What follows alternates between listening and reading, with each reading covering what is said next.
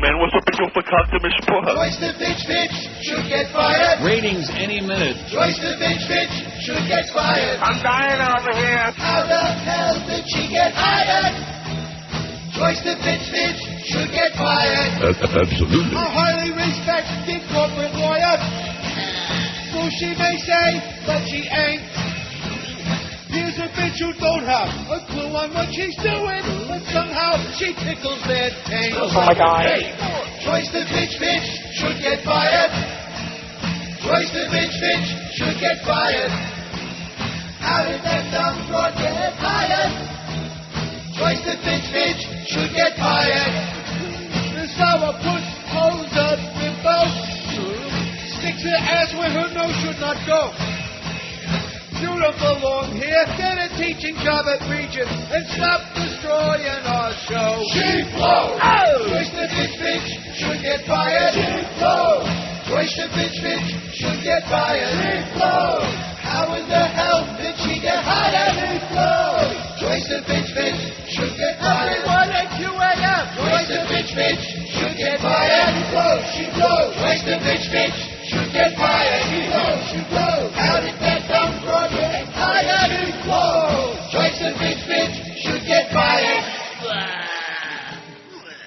Dong. Okay, 5 cents. I think he broke the string on the guitar there right at the end. Now, the reason that they're saying she blows, they heard the rumor from that song that we can't play no more. Ain't no fart sound. We can't play that no more. I missed that bit, I gotta say. You what? I miss it badly.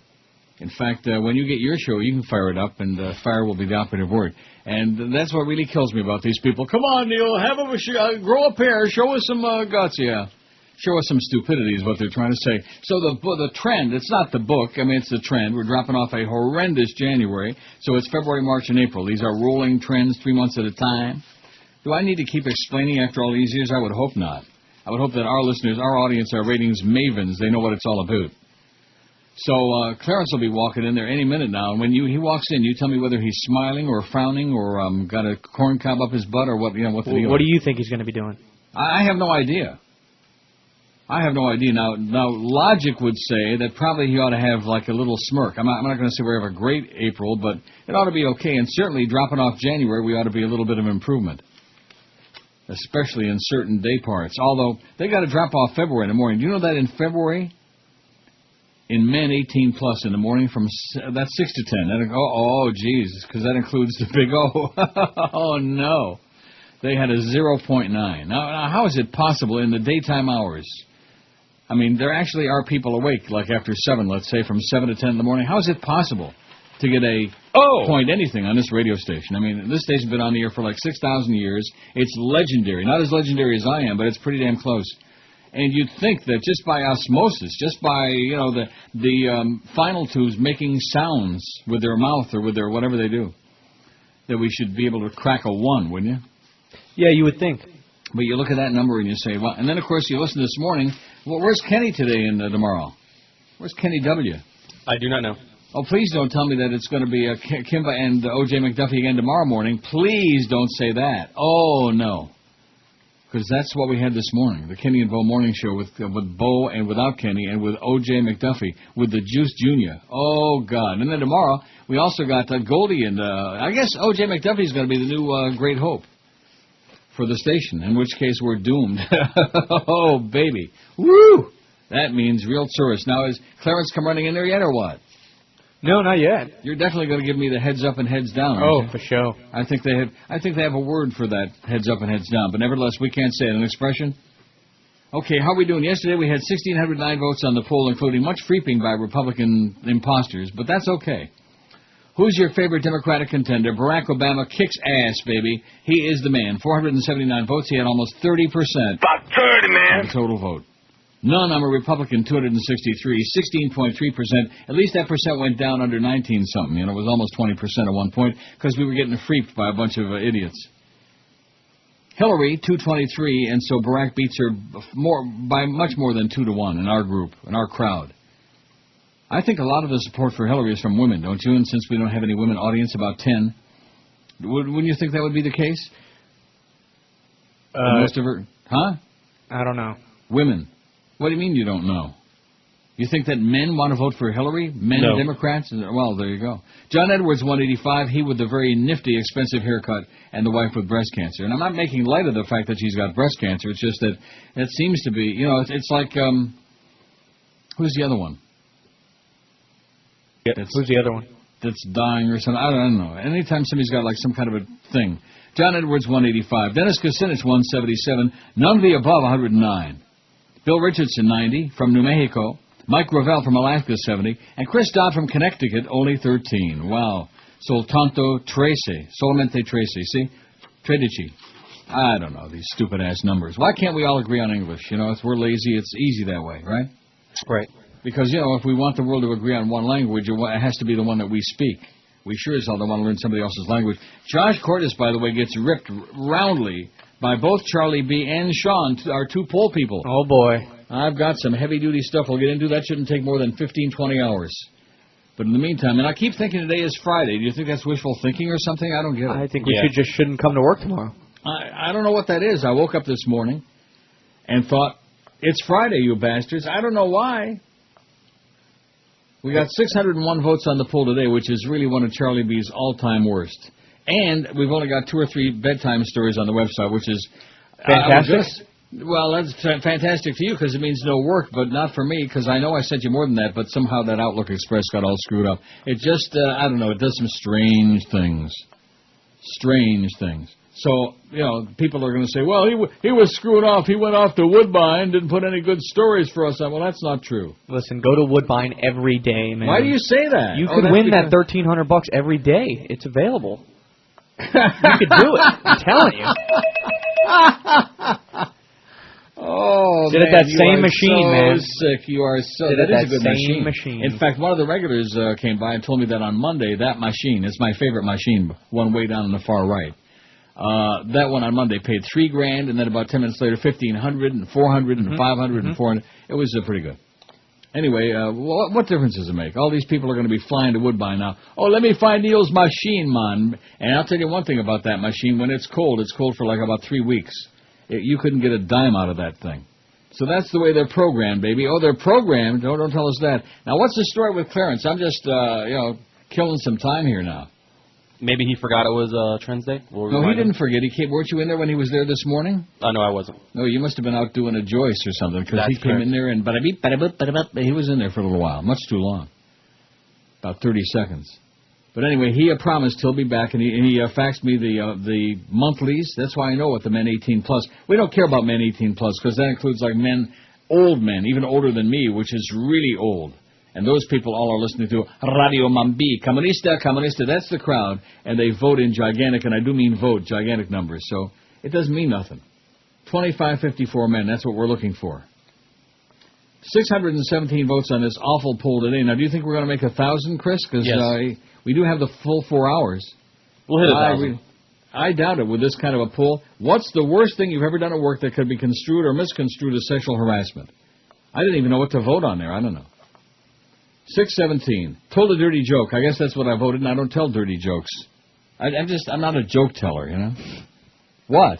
No, I know. Well, you know what I mean. What do you mean you know? Well, no, he's saying you've never told him a lot of people call all the time, try to tell a joke, and you hang up on Cut them right off. I'm not into that telling jokes. It's just real crap. I mean, once in a great while, somebody would have a funny one, but I don't think we'll be getting any on the phone today, do you? Oh. Told a dirty joke, 148. Flirted with somebody, 123. Oh, in fact, that picture that I sent you, I think I'm going to email everybody that picture. Oh, Jesus, God, that's a pretty face. But it's a guy, you know, and you can get too excited. Flirted with somebody, 123. Hugged or kissed a colleague, 64. Took advantage of a coworker who was drunk at a company party, 59. Well, what's wrong with that? Isn't that what company parties are all about, getting somebody drunk and taking advantage of them? Slapped or pinched somebody's ass, 59. Now, that, if you ask me, that's over the top, or under the bottom. Ask somebody on a date, 56. Well, why is that sexual harassment? You can't ask somebody at the office out on a date? I got news for you. Ask Greg Reed how he feels about that. Stalked somebody, 45. Stalked them. Sat outside their window and peeked in. Displayed a sexy calendar, 24. Spied on someone in the bathroom, 21. Oh, that is so gross. Spied on somebody in the bathroom doing what? Doing what comes naturally? Jesus, God almighty. Where's Clarence with the numbers already, for Christ's sakes? Don't tell me we have another malfunction at the junction. I hope not. Boy, that would be bad. Worn seductive clothing, 10. Oh, that's me. I wear seductive clothing, those checkered pants. And wrote a love letter or a note, 8. Solamente ocho. Wrote a love letter or a note. Like maybe on the tea room wall. 630 votes on the poll. Boy, we're going to be really under a lot of duress today. Let's hope that the good numbers are when the ratings come in. The good numbers. As in like maybe 4 and a 5 and a 6 and a 7. And something more than 1s and 2s and O's. Oh is right. Woe is me. Oh, here we go. Here we go. Okay, has he got a smile on his face? Yeah, yes, he's got a smile. He's got a smile on his face. That's he's got the first confetti sign. in his hair, too, so it must be pretty good. He did what? He's got confetti in his hair. So he's got confetti in his hair, and he ran his fingers down his leg, whatever that means. He's still doing the search party. I don't want to see that again, Clarence. Oh, God, that day he was coming in and groping himself. Now, that was sexual harassment. That was it, if ever there was. That's perfect for today's poll. It's not harassment if you like it, though. No, I didn't like it, not with him doing it.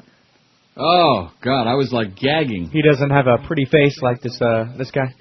Like the guy I sent you? I'm going to send that picture to everybody. You don't think that guy's got a pretty face? You don't know, guys. You're right. I don't. If you thought he was the prettiest man on the face you've ever seen of the globe, you wouldn't admit that because it sounds awfully... That's not true.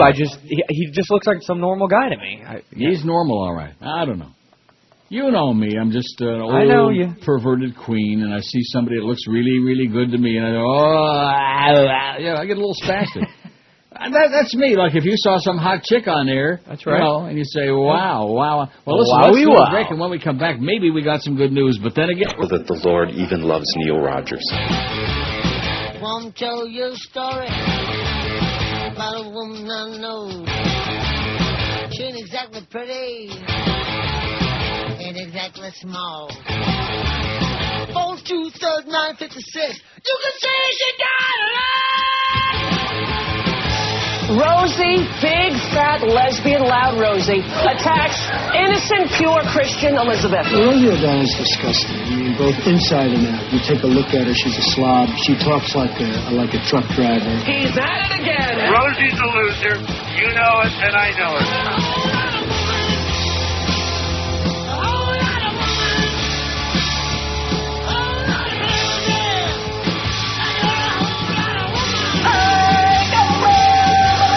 And they kicked me out because they said I had no talent.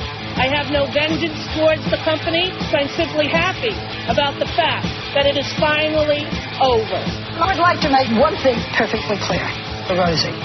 Not already. She'll fail because ultimately she's all about failure. I'm a bigger lesbian than you. Lesbian or Midwestern? I'm king lesbian. This is the kind of a thing a girl does if she's very ugly or a lesbian. Or both. It's 10:18 at 560 WQM. Now, what else is coming through here now? I hear hopefully not 18 plus. Hopefully some more stuff. That's all I got so far. Well, we don't get. This is a trend, so there's no 2554. So there's nothing else that I need besides men 18 plus. All right. Well, hopefully that'll come in. Oh, it's a fax, and it says, "My mind, Neil, how things have come full circle. Now you guys have toast and juice, omelet, frittata, etc., as they once had across the street. The irony of it all with all those trends, what will they say? We have toast and juice, omelet, and frittata. That's true. They had these guys across the street. What did I say before the show to you today? If they failed across the street, let's get them over here. At any rate, it looks like we did a little bit better. Not anything spectacular. I don't know what he was smiling about. And, of course, I really can't tell what we did from the, I see, from the winter book. I don't get this. From the winter book to this month. Yeah, that's right. From January, February, March to February, March, April. I'm just a little confused, okay? I just don't like the way it looks there. Well, what happened overall there? From a 2-1 to a 2-8 men 18 plus. Oh! All right. Well, from 20th to tied for 14th. That's overall for the entire week. WCMQ-FAMA, no speaking English aquí, 6.7, number one by a mile. They went way up. They were number one before, but they went from a 6 here to a 6-7. They had a huge April. Radio Mambi. Well, see, what did I tell you about Men 18 Plus? It includes all those old Julios that write down these no speaking English stations. Although CMQ-FM isn't old, but Radio Mambi is. Big. From a 4.5 to a 4.8. From 4th to 3rd. Uh-oh, that's Paulie and Old Ron. That includes part of that time when they were on like 75 hours a day, which is right now. Love 94 is 4th. Life, Radio Amor, Hot 105, and WEDR. The top 2, 4, 6, 8 stations, all of them are ethnic except Love 94, which nobody listens to that, and Life, which is slush. Slush. How do you like that? And, of course, there's not one AM station in the bunch. Oh, yeah, there is. Radio Mambi, excuse me, no speaking Inglés allí. WIOD with a 3.2 in the morning, dropping from a 3.9. So they had a bad April. What about Power? 4.2 down to a 3.1. Oh, boy, there are going to be a lot of long looks, long faces in that building. QAM from a 2.1 from 20th, which was disgraceful, to 2.8 tied for 14th, which is somewhat less disgraceful. And what about Waxy? 2.2 down to a 2.1. They dropped a little bit. They dropped from 19th to a tie for 20th. So we had a 2.8. They had a 2.1 across the street. What did I tell you, Joel, when you dropped off that bogus month? Nah. You suck, Joel.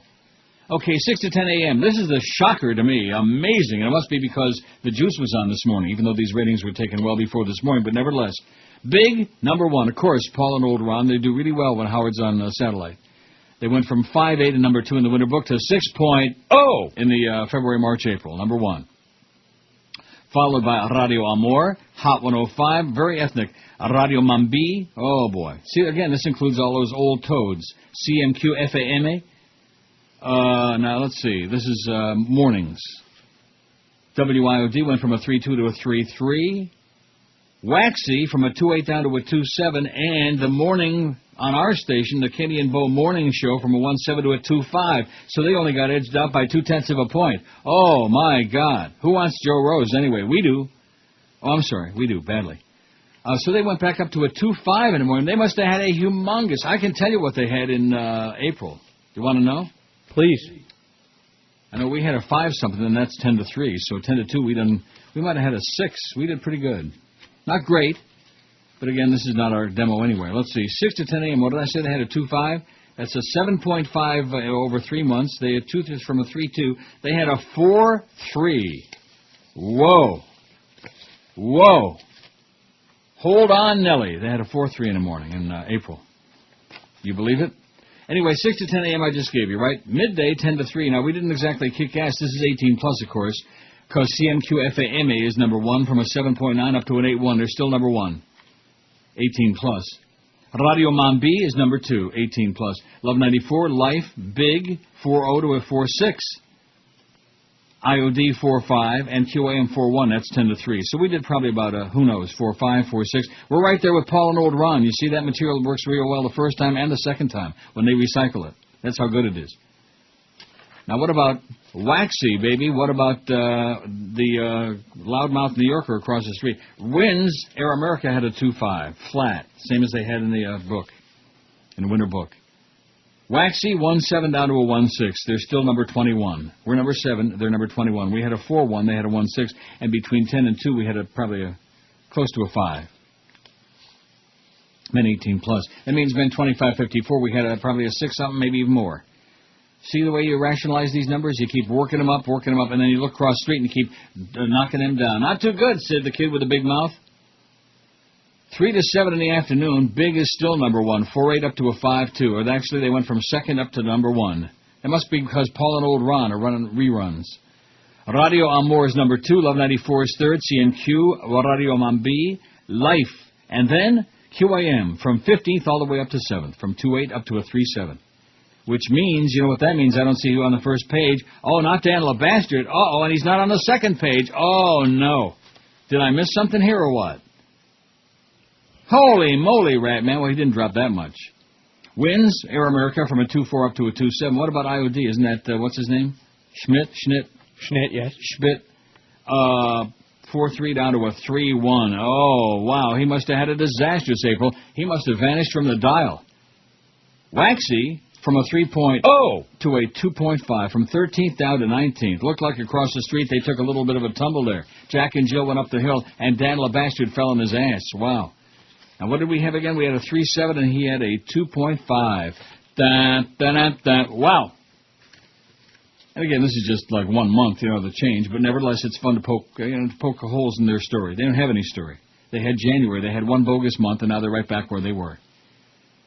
At night, 7 to midnight, are we even on the air? That's where they're going to kick our ass. Let's see, WIOD at 2.7. I'm only looking at the stations that, any of our audience might listen to. Winds scare America at a 2.2. Isn't that the goddess? I think so. Waxy had a 1.7 and QAM a 1.4. Oh, we went from a 0.8 to a 1.4. That's because they include a month of Marlin baseball as opposed to that hockey. And when we drop off those other 2 months of hockey, and then we'll kick their ass at night too. They got a 1.7. Oh, brother. Woo! They got some real tourists, man. They got Joe Rose, and they got no other story all day long. That's the story, the Joe Rose story. And if he should by chance, leave there and maybe even come over here. Although, why would we want that now that the morning guys have really finally hit their stride? Isn't that what you would say? What would you say? Huh? What did you say? Huh? Oh. Well, they got a 2.5, and in the month they had a 4-something, man. They had a 4.3. Working it. They're working it all right, and if we have much more O.J. McDuffie, it'll be back to a point, 0 point something. 679 on there as we desperately try to make 1,000 with one of Charlie B's worst ever pulls. 687 at this very moment. Oh, my God. Jose, can you see my coyote's flashlight? Cross the border today as the Minutemen were shooting.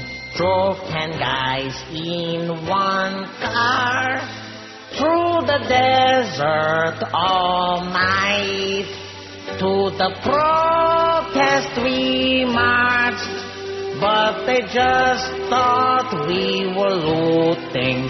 And the farms were all bare, the fruit waiting for us there. Give us some nasty rights, and we'll pay our fair share. Jose does not understand the English you say. Give a break to him and me, or we send another wave. Yeah, wave at this, okay? As in bye-bye, we'll send you back to Mexico to go make some more, enchiladas. It's 10:32 at 560. That was a terrible thing to say, but that's exactly the way I feel. All these illegals just pouring across the border. Well, the big business people need the cheap labor. That's what it's all about. It has nothing to do with anybody's rights. It has nothing to do with protecting anybody from terrorists or any of the other, So anyhow, Josh Cordes has really taken it big time this week, and it's only Thursday. Well, I mean, if it was Friday, you could probably handle it, but God only knows the kind of crap you're going to take between now and tomorrow. Oh, no. The mysterious Charlie B. This is on a MySpace this morning. I couldn't believe it. Got his picture and the whole deal. He's 41 years old. He's just a guy. He looks like he's a guy. He's not like that other guy, the picture I sent you. But anyway. The mysterious Charlie B., the pool guy, unveils his mask. It says, well, Neil, I hadn't imagined I'd ever create a MySpace account. In fact, I'd resisted doing this. I just figured I'd never have time for it. But, boy, he sure made time for it today. Sent a long email ripping Josh Cordes an ass, baby. Oh, I can't wait to hear it. Ripped you an ass. He says, I'm forced to this last resort. It's the only way to contact you with George off this week because I fear the polls I submitted to the show on Tuesday are lying in the bottom of some trash can thanks to your boy, Josh. My boy.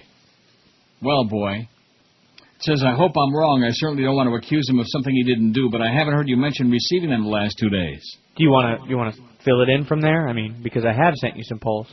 Now, granted, I trashed and they quite suck. a few as well, yeah. Like the one today. I mean, Charlie, listen, I don't want to sound ungrateful. You've sent a lot of polls, many of them very good, many of them, okay, and many of them just, and it's not an easy job. That's why we like the assistance. Also, I got one here from the other poll guy, Sean, who's got a couple of really horrendous polls on here, and rips you an ass also. But we'll get to him in a while. It'll take a while. He says, here's how it works is this. Each week I send all my polls to George's QM email address. He then faxes them to you. This has proven quite convenient for me, except when he's off on vacation. But I'm not going to bother the man when he's on vacation. Oh, Oh, no, by all means, go ahead and start emailing George at the house. I'm sure he's all over that stuff. Not. So on those rare occasions, I fax them straight to the studio, which is what I did first thing Tuesday morning around 5:30. When you asked Josh on air if he'd received any that day, he replied, "Oh, yeah, a small bunch, but they were crap, so I tossed them." You did say that. Yeah. Now, here's the best part. My stomach did a backflip when I heard that. I was pretty sure mine were among that bunch, perhaps even the whole bunch. Were they the whole bunch? Oh, yeah. Yeah. I just sent 4, including a most timely one. Do you vote on the QM website poll? Which, if you recall, you and Josh had a lively discussion about that on Monday. That's a timely one? That's a good one? No. No. There is no QAM poll. It's on a Marlins page. Right. There is no QAM website poll, Charlie. I began to ruminate on the dark likelihood that he saw that one and sure didn't want you to see it because it pokes fun at the QM poll for which he's responsible and which he admitted on Monday had only some 30-some About 30, man. votes on it. Now, I don't mind that some of my polls get cut or trashed or canned, and while I hope most of mine will be winners, I concede a few might turn out to be duds. Well, one good. or two, Charlie. Seeing really the light. Low. Yeah. I do it for fun and because I like the show. I want to help to contribute it. Don't stop now, Charlie. We appreciate it, even though many of your polls blow. It's no real pain in the ass for me to come up with these poll topics and their options. It's become a labor of love since I sent my first one nearly 2 years ago. Wow, 2 years ago. Holy moly, rat man. Can you believe that? We got 717 on the poll. I think Chris is going to make his 1,000 today. I was really worried. I told you. That poll blows. I don't think it's that bad. It's awful. Are you crazy? Oh, now you're trying to make amends with Charlie because I haven't even reading this. Not at all. You hate him? He's a cartoon character. He's fictitious to me. Writing in and ripping you an ass again, too. Well, why is it that you're one of those people that people either love you or they hate you? There's, like me, there's no in-between. Don't hate the great, people. Don't hate the great. The great? Can I finish Charlie B's lengthy email? And I wouldn't mind, okay, maybe I would mind some if all my polls got filed in the trash can. I send them to George, and for your consideration, you can use whatever you wish. But what I would hope, and I have every confidence that George treats them this way, is that they make their way to you so that you are the ultimate one who gives the thumbs up or the thumbs down. I got news for you. If they're that bad that, even a child could, even a dog could, Look, I sent you some of them. What'd you think? It goes on to say, so what I did Wednesday morning was to refax them to the studio. Both mornings, my machine confirmed they went through. So if you didn't get them, well, it says, well, let me, I don't want to go to great lengths, but that's what it said. Yeah, he wrote me the same thing, like letting you be the judge of if he wants to use my He says, we may have a weasel, we must ferret it out. Ha, ha, ha. We may have a weasel, we must ferret it out, meaning you. Weasel. If you got them, please let me know one way or another. If you didn't, I can resend. Oh, please don't do that. All my poll ideas are saved in the computer. Please don't resend them, Charlie. Please. In addition to the one on the QM poll, the ones I sent you this week were, what mob movie is your favorite other than The Godfather? Yeah, that one's okay. I got that one here, and I added Miller's Crossing, and that's not bad. Beasley Consigliere Joyce versus Godfather Consigliere Tom Hagen. Who would win? Yeah, that's awesome, isn't it? I never got that one, and you can only imagine why.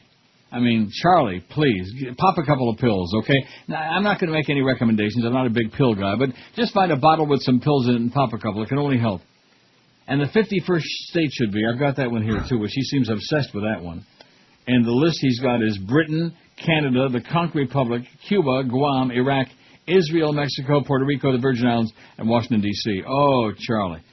He says, since I'm trying to get the hang of this MySpace thing, this may be a little bumpy for me, so bear with me for a bit. I'm going to hit the send button, hope this is on its way. Well, obviously it worked. You hit that send button, and bada bing, like magic, it shows up on my thing. And on the computer, too. I will include here the URL for my page in case it's not automatically included with this message. Oh, it is. It's nothing fancy yet, just a few pics. You'll probably be the first friend on it after Tom with his welcome message, says Charlie B. Well, welcome to MySpace, Charlie B. Wow. Wowie, wow, wow.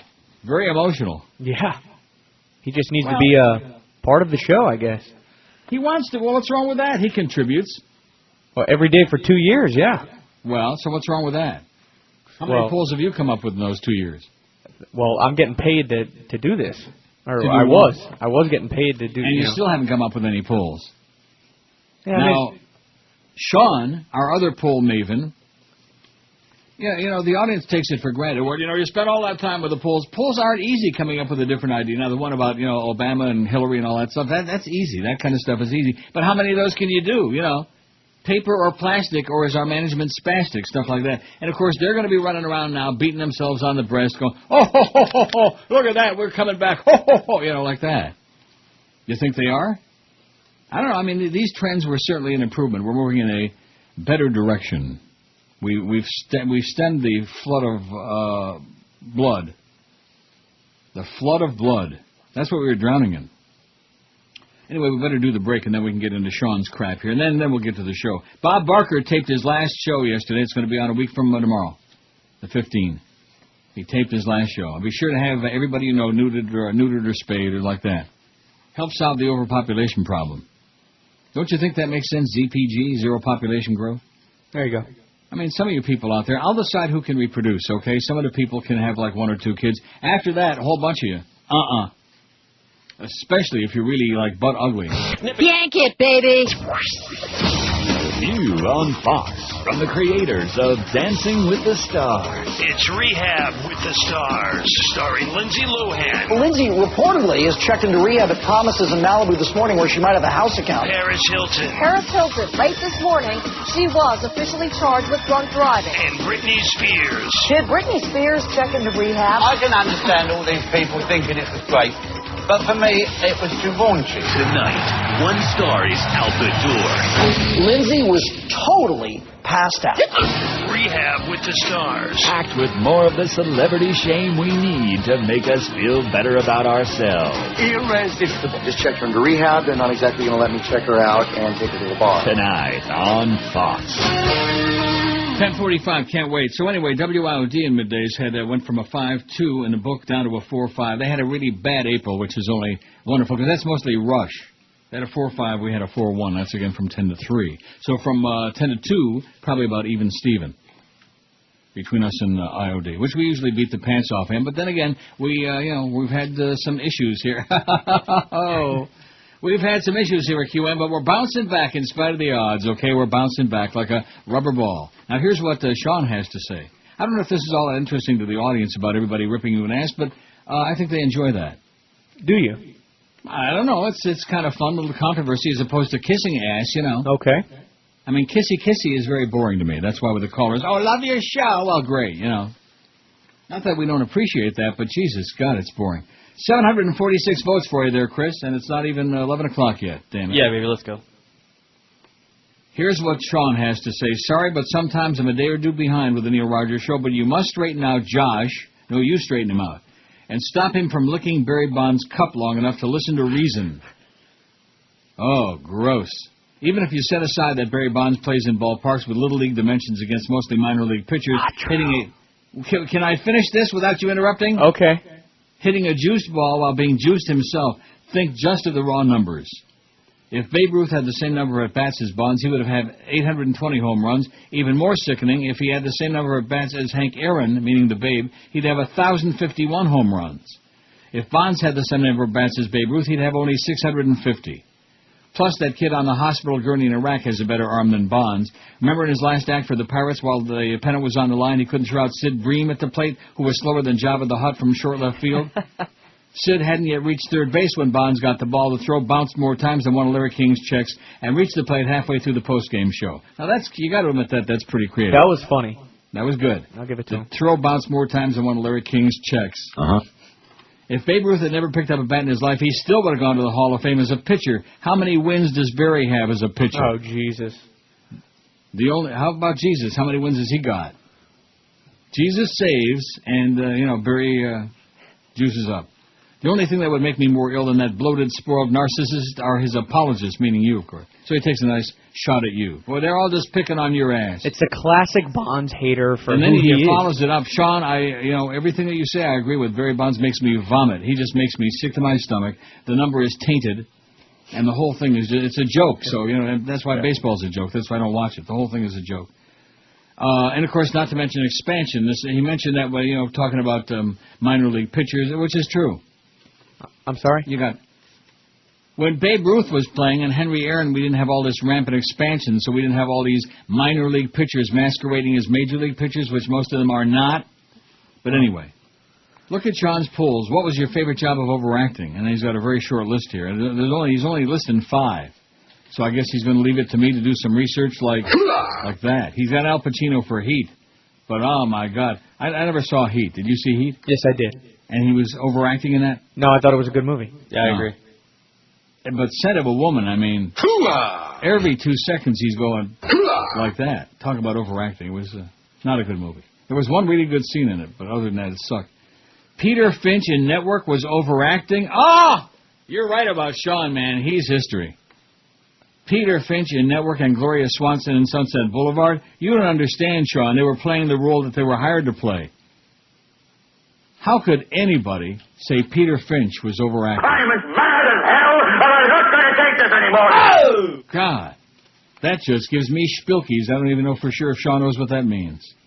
Well, he doesn't know a lot of things. Well, I mean, jeez. And then the other poll he's got on here, which again, I mean, I think Sean is intimidated by Charlie B, because Charlie, he pumps out quantity so much, and Sean generally sends like 1 or 2, you know. Although usually 1 or 2 pretty decent ones, but the other one he sends, what's your favorite non-rock and roll song? Oh, yeah. Oh, and he's got Sing, Sing, Sing with a Swing by Benny Goodman, which I never heard of in my life. Take 5 by Dave Brubeck. I Gotta Be Me by Sammy Davis Jr. and Man of a Constant Sorrow by the Stanley Brothers, which I never heard of, and who the hell are the Stanley Brothers? I remember Alan Stanley for the Toronto Maple Leafs, but other than that. And Tim Horton and Carl Brewer and Bobby Vaughn. But what is that? Sean, I mean, come on. Your favorite non-rock and roll song? Any pop song would be like a non-rock and roll song, right? Yeah. Right, so like from the last 40 years, and these are the ones he comes up with? I mean, Man of a Constant Sorrow. Do you know that song by the Stanley Brothers? Who? Exactly. Sean. I think Sean and Charlie B are, maybe that's why, dipping into the same batch of crap, whatever it is. They got the bad goods, or the good bads, or the bad runs. Blowing kisses to the camera. Bob Barker signed off on 35 years on The Price is Right and 50 years. Well, wait a minute. 50. What? Hold on. I never even got to, vent a little bit on that. Oh, go ahead. Okay. On that I got email plenty of time. We got a full 4 hours today. Damn it. Go ahead. I'm just, I have my reply to his little email, if you'd like. Go right ahead. Take your time. I'm going to go ahead and say... Don't get all bent out of shape now. It's not good form. I'm going to go ahead and drop this. First of all, Barry Bonds plays in a park that is really extremely hard to hit home runs, so I don't know where he came up with that. 7 MVPs. He can't throw the ball. He's got 8 Gold Gloves. He's the all-time leader, or he will be the all-time leader in homers, and he's got the single season all-time, base percentage, slugging. By the way, all those ifs, if Ken Griffey Jr. stayed healthy, he would probably hit as many home runs as Barry Bonds, but he happened to get hurt, so don't play ifs in baseball. By the way, the most remarkable thing is Bonds was doing this while walking, more than 100 times in a season, more than a guy like Babe Ruth did. So what's remarkable in what he's doing is he's doing it when they're not trying to pitch to him. The reason that Babe Ruth didn't walk that much, who was batting behind him in the lineup was Lou Gehrig. Well, that's tough. But would you walk Babe Ruth to get to Lou Gehrig? I don't think so. Well, I just mentioned that in passing. Well, you just mentioned that, okay? But he's the career leader in walks. I'm supposed to know nothing about baseball. He's the career leader in walks in the history of baseball by more than 400. I wish he would take a walk. Okay? And here's the stat. Hey, okay? Barry, here's the stat that everybody... Hey, Barry rhymes with... You fairy. Here's the stat, the one stat that makes Barry Bonds the greatest player of all time. You ready for this? 500. He's got 500 homers, 500 stolen bases. Nobody has 300. Thank you. Deal is sealed. Go home. That's it. Sucks. That's it. 500. 763, that's the number on our poll. We don't care about Barry Bonds' numbers because, it taint what it seems to be. You know what I'm saying? Taint. Now, can I get to this story about Bob Barker? Please do. I vented a little bit. I feel better. Thank you. I think America loves Bob Barker more than they love Barry Bonds. Oh, there's no question. Even both their names have got, both names start with B. Bob Barker and Barry Bonds. See that? BB, as in BB Brain. In fact, you know something? When I think of Barry Bonds, you know what I think of? Yeah! That's what I think of. I mean, maybe I'm just a little tainted, a little jaded. I don't know. Don't look at him for the kind of person he is. Now you do agree he's an a-hole. Oh, he's one of the worst people on the planet. Of course, we don't know about Babe Ruth. He might have been a bad drunk. He was a drunk. Hey, good for him, man. The guy could play ball. And fat as hell. He was a fat slob. Yeah, good talent. But he could really, he could do it. The babe. 763 votes on the poll. I mean, arguing baseball from one generation to another, from the dead ball to the juiced ball to the expansion. It's just ridiculous to say. And by the way, since we're talking sports all of a sudden, what about those Ducks? Oh! All right, what did I tell you? 6-2 last night. They win the Stanley Cup. That's great. Wasn't that sweet? Robbie Niedermeyer had a great goal. Wasn't it nice to see him drinking out of the Stanley Cup and hoisting it up there? And Teemu Selanne, who's one of the greatest players who ever laced up a pair of skates, that was sweet. And the spokesman, man, he had a long push. The spokesman, after the game was over, he said, "Shuffer and shuckatash." I thought putty cat or something like that. VM. Choking, gagging dogs, the Ottawa Senators. And, the interesting thing is the papers here, like before the series started, oh, gee, how come the Leaf fans aren't jumping on the bandwagon for our Canadian team?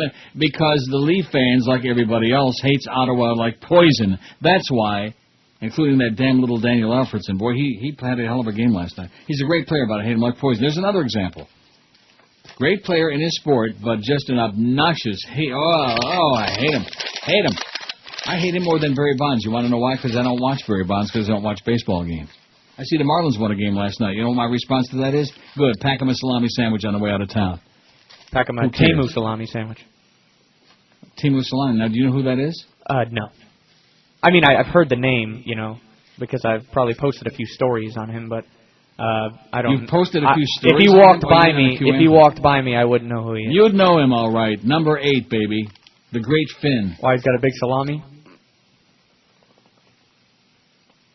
Now, if I would have said that, they would have said, "You fairy." But you said it. Yeah, he's making sandwiches for the team to celebrate the Stanley Cup victory. See how I saved your ass? Oh, look at that. Paris Hilton reassigned to house arrest for 40 days. Yeah, she was in there a long time, wasn't she? Yeah, nice 3 days. I guess they ran out of champagne. Bitch.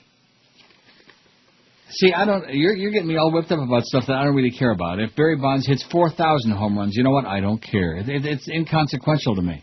It's not going to change my life. No, me neither. It's not something that's important to me, I'm just one of the few Mickey people Mantle, now that was different. He was important because he was a great player. And I was a kid back then. I loved baseball. I loved the Yankees. And then I saw the error of my ways when CBS bought the team, and they fired all the announcers, and they screwed up the whole franchise, and now everybody hates the Yankees. I bet you secretly even the Yankee fans hate them. And this season especially because they blow. They're like Joyce and like Barry Bonds. They blow. 10:56 seems to be a lot of that going around these days, And don't be talking about Teemu Salami again, please. In the corner office there's the desk of a little man, and he doesn't stand more than 5'3". He's got bad breath, B.O. and a big can. He's the head honcho for the whole company. Sometimes he takes his pants off when he's in a meeting, always hitting on all of the secretaries. And his third wife has no idea he's cheating. He watches porn online, he just got told to sleep. There have been so many times he could have been fired. Goes out and does an 8-ball and gets totally wired. I wish I never went to Monster.com and got hired. And his buck teeth make him look like a squirrel. He's hitting on every girl. If you say no, he says it's your loss. God, I hate my boss. He comes in hungover Monday with an attitude, telling stories about his weekend escapades. He points to his body parts and is extremely rude. And his eyes are always bloodshot, so he wears shades. He drinks coffee by the gallon and he chain smokes. And he never seems to do any work at all. He sits on your desk and tells you all his dirty jokes. You fairy. And in his office closet, he's got a blow doll. God, I hate my boss. It's 11:03 at 560 WQM. Happy Thursday to you. Things are looking up. The numbers are bouncing back a little bit. Everybody's got a big smile on their post. I had a winning day at Woodbine yesterday, and yada, yada, yada. And Josh is getting ripped by everybody, and he's having a good time. And now let me ask you to do me a favor. Okay. Look on your on the thing where I send you the news stories. Okay. On that site. And see if there's a bunch of them that came through today, because Outlook Express, for some reason, is acting up and doing some strange things. Maybe it's since I put that picture on there of that very fine-looking young man. But anyway, that was just, that was just for fun. Oh, yeah, I got some coming in. You got a bunch coming in? Now, do you have one called What, Surly and Sadistic? From the Smirking Chimp. Do you have that one? Because I'm getting a message that some of these aren't... You don't have that. I don't. You don't have that. You sent me one, actually, 3 times. Which one was that? Curses Foiled Again. And those came through.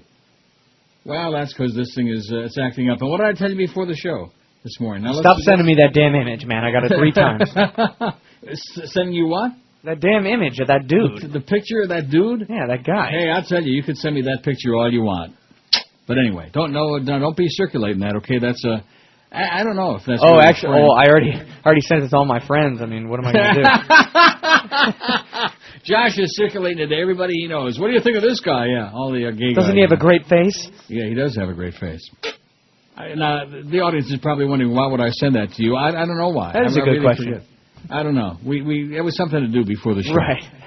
801. I just wanted to see if you agreed with my taste, and of course I don't really care whether you do. It's like if you sent me a taste of some chick that you thought was really hot, and I looked at it, she's average. Well, I know you have bad taste in women because I don't have bad taste in women. What are you talking about? What do you mean? Remember when what's her name? What was the chick's name who was Miss USA? The chick who got in trouble with Donald Trump. You're like, she's Tara Conner. Tara. Oh, wow. There you go. Tara Conner is something special. And you were sitting there, she's... Well, I saw her, or whatever they showed on TV. I can only gauge on what they're showing. Maybe she got huge bazoombas, whatever. I don't know. Maybe she's got a shapely ass. I don't know. But I saw on TV she looked like a bow wow. 802 votes on the poll. What's the worst thing you've ever done at work that could be construed or misconstrued as sexual harassment? I guess once in a blue moon I got to play that thing if I can find it. Think I'll find it? Oh, yeah, here it is. Sexual harassment. Harassment a lot to me. Anyway, 802, told a dirty joke, 171. Like that right there, dirty joke, 171. Flirted with somebody, 146. Stalked someone, 90. Hugged or kissed a colleague, 83. Well, hugging a colleague isn't sexual harassment. Oh, well, these days, maybe your hands wander while you're hugging. Didn't George and I give a big hug? Mm-hmm. Yeah. Even you and I may have. I don't remember, but I think we may have. No, just handshakes. Get out of here. Now, see, first you're talking about you're going to send this guy's picture to everybody you know, which sounds awfully gay to me, and then now you're... I was joking, man. What? Yeah, but now you're saying that just handshakes. If I gave you a hug if I saw you, would that be gay? No, I thought you said that the last time we were down here, I thought you were saying we were down there? See, now you're getting all flustered. Last time I was down there. Last time you were down here, I thought you were saying that you gave me a hug. I said, no, just handshakes. So I never gave you a hug. Never given me a hug. Well, next time I'm down there, if I say I'm never going to see you again anyway. Well, so what are you talking about? See, and you think that's good? Whatever. I mean, I don't think there's anything gay about giving a hug to somebody you like. I don't think that's gay. The definition of overacting is Denzel Washington in any movie says this. Well, great, okay. Don't even send those along to me because that poll isn't going to go up there. Hey, listen, if I don't send them, now, Sean isn't going to get all upset. Let you be the judge if it's a crappy Sean pass. isn't going to get all bent out of shape like Charlie B. Charlie B. a little bit emotional. And Charlie B., it's like a second hobby or a job or something for him. He works feverishly at it. Whereas Sean, once in a while when he gets inspired, and these ones today, he was obviously not really inspired. 808, let's see, stalked somebody, 90. Hugged or kissed a colleague, 84. And of course it all would depend on what kind of a kiss. I mean, if I came down there and gave you a big kiss on the cheek, or on the lips, that would be, not good. That wouldn't end up not good. Took advantage of a coworker who was drunk at a company party, 74. Sounds like a real party to me. Slapped or pinched someone's ass, 71. Asked somebody out on a date, 64. See, that would... Now, slapping somebody on the ass, I mean, is that... what is that? Pinching somebody's ass is one thing, but slapping them on the ass as in, good job, Billy boy, or good job, Sally, or, like that. I don't know. It all depends on the way it's done and how long the finger lingers. You know what I'm saying? If your fingers lingers, then it's not a good sign. Then that's harassment. Ask someone out on a date, 64. Spied on somebody in the bathroom, 56. Oh, geez, spied on somebody in the bathroom? Well, what is that? I don't get it. Are people getting, naked in the bathroom? I don't think so. Oh, yeah, it's a big party over here. Not as much of a party as it used to be when somebody was there. Wow. Talk about if it matters, it splatters. Anyway, spot on somebody in the bathroom, 56. Displayed a sexy calendar, 28. Worn seductive clothing, 11. And wrote a love letter or a note, 9. Like that. Okay, let's get off of that. It's a horrible poll, but we will make 1,000 in spite of it. Nice going, Chris. Thank you. Now, speaking of numbers, when the book came out and some loudmouth New Yorker was on the air, I don't want to mention no names, Sid, Rosenberg, Steen, Krantz, Schwartz, fine. But the fact of the matter is that we got more listeners, I got more listeners than Neil Rogers, and they were doing that Cume thing, even though we had a 4-something and they had a 2. Yeah, very funny. Let's take a look at the Cume now in this trend. Now let's see where they've gone. They've gone in midday from 10 to 3, from a 48,600 Cume down to 39,000, dropped like a rock. They lost almost 10,000 in Cume. We went from 46,300 on this show to 53,000. So we went up almost 7,000, and let's see, we got 53, and they got, 39,000 Cume. So we beat them by 14,000. I just mentioned that in passing. Cume is still not a number that most people pay attention to. The fact is we got about a 4 or 5 share, and they got a 2-something? Where is it? Can't even find them. They're on the second page. No, wait a minute. Well, they don't have a 2 anything. They have a 1-6. A 1-6? They have a 1.6 share, and they had a 1.7 in the book, and this guy's talking big crap because they had a big Cume that he inherited from Joe Rose. Oh, my God. A 1.6? I'd be on the first bus to Schenectady, baby, if I was you. That's just my thinking, How do you like that? And this has been the way it's gone over there across the street, since that's a station that our colleagues are neurotic about because it's the other sports station. Ever since they went on the air, they've had 2 months. They had the month with the 18 to 34 males, which I talked about yesterday, which was a totally bogus month about 2.5 years ago, whatever it was. And then they got this January this time, which just dropped off. Bogus. See, ratings aren't about 1 month, about one book. Ratings are what have you done over a period of time. That's what ratings are, Anybody can have a bad month when nobody, fills out the diaries. None of your listeners get any diaries. Well, whatever. People are pissed off at you because, because Josh is getting people upset. 813 on the poll, by the way. Don't piss off our audience now. Sorry. We're real happy to have you here this week. You always do a fine job. Although I think last time you did a better job. This time you're just bitter. Last time was better. This time it's bitter. I'm bitter? No, it's just a joke. Will you see what I mean? Yeah, he's taking Chris, am I right? Is he defensive or what? It's because of that Barry Bonds crap.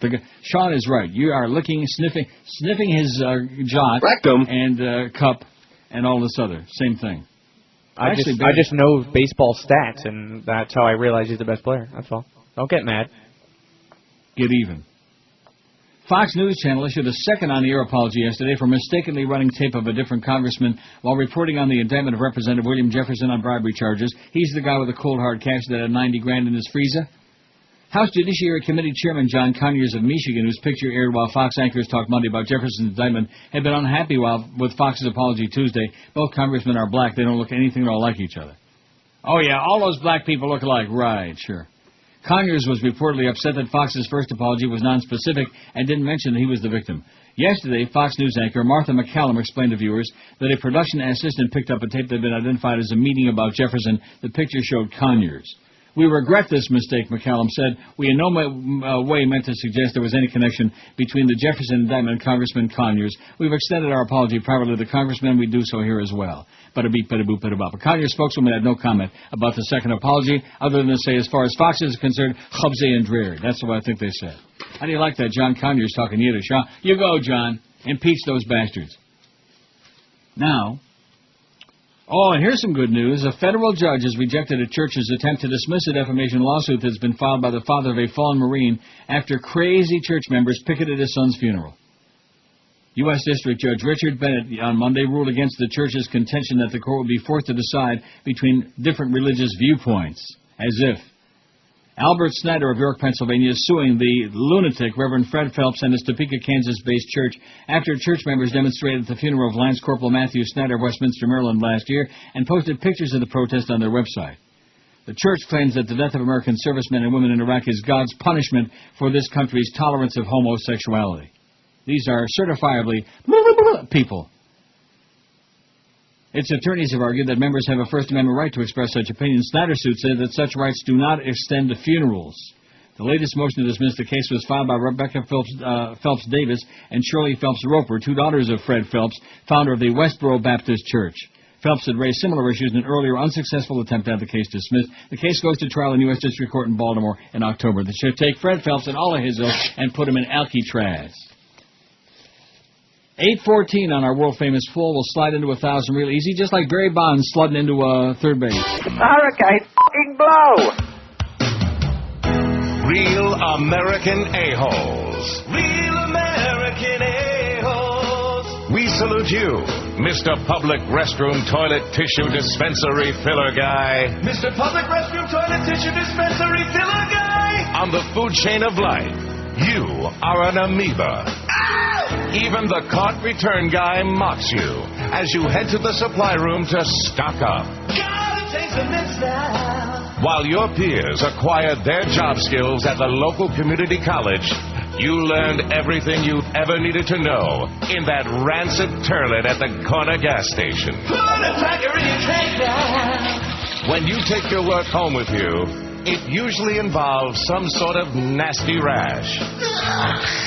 You don't get tipped, but there's a certain satisfaction to coming to the rescue of an IBS sufferer on Taco Day. Ay, caramba. So we salute you, Mr. Public Restroom Toilet Tissue Dispensary Filler Guy, your plunger, your lanyard, and your calluses. You are a real American a-hole. Absolutely. 20 past 11. Oh, speaking of a-holes. Absolutely. There we go. 800 and what? 824 on the pool. Oh, yeah, we got it. You're in. Now, before we get to Bob Barker, boy, how long have I been trying to do that story? About an hour? Yeah, let's go. No, first we got to do Paris Hilton. It's obligatory, don't we? She was released from an L.A. County jail early today after serving only 3 days of her more than 3-week sentence for violating probation in an alcohol-related reckless driving case. The 26-year-old obnoxious needle-nosed hotel heiress was sent home early today, fitted with an ankle bracelet, and must remain confined to her home for 40 days, according to Sheriff spokesman Steve Whitmore. Hilton checked into the Century Regional Detention Facility in suburban L.A. just after 11:30 p.m. Sunday to serve 23 days. Didn't last long. Wow.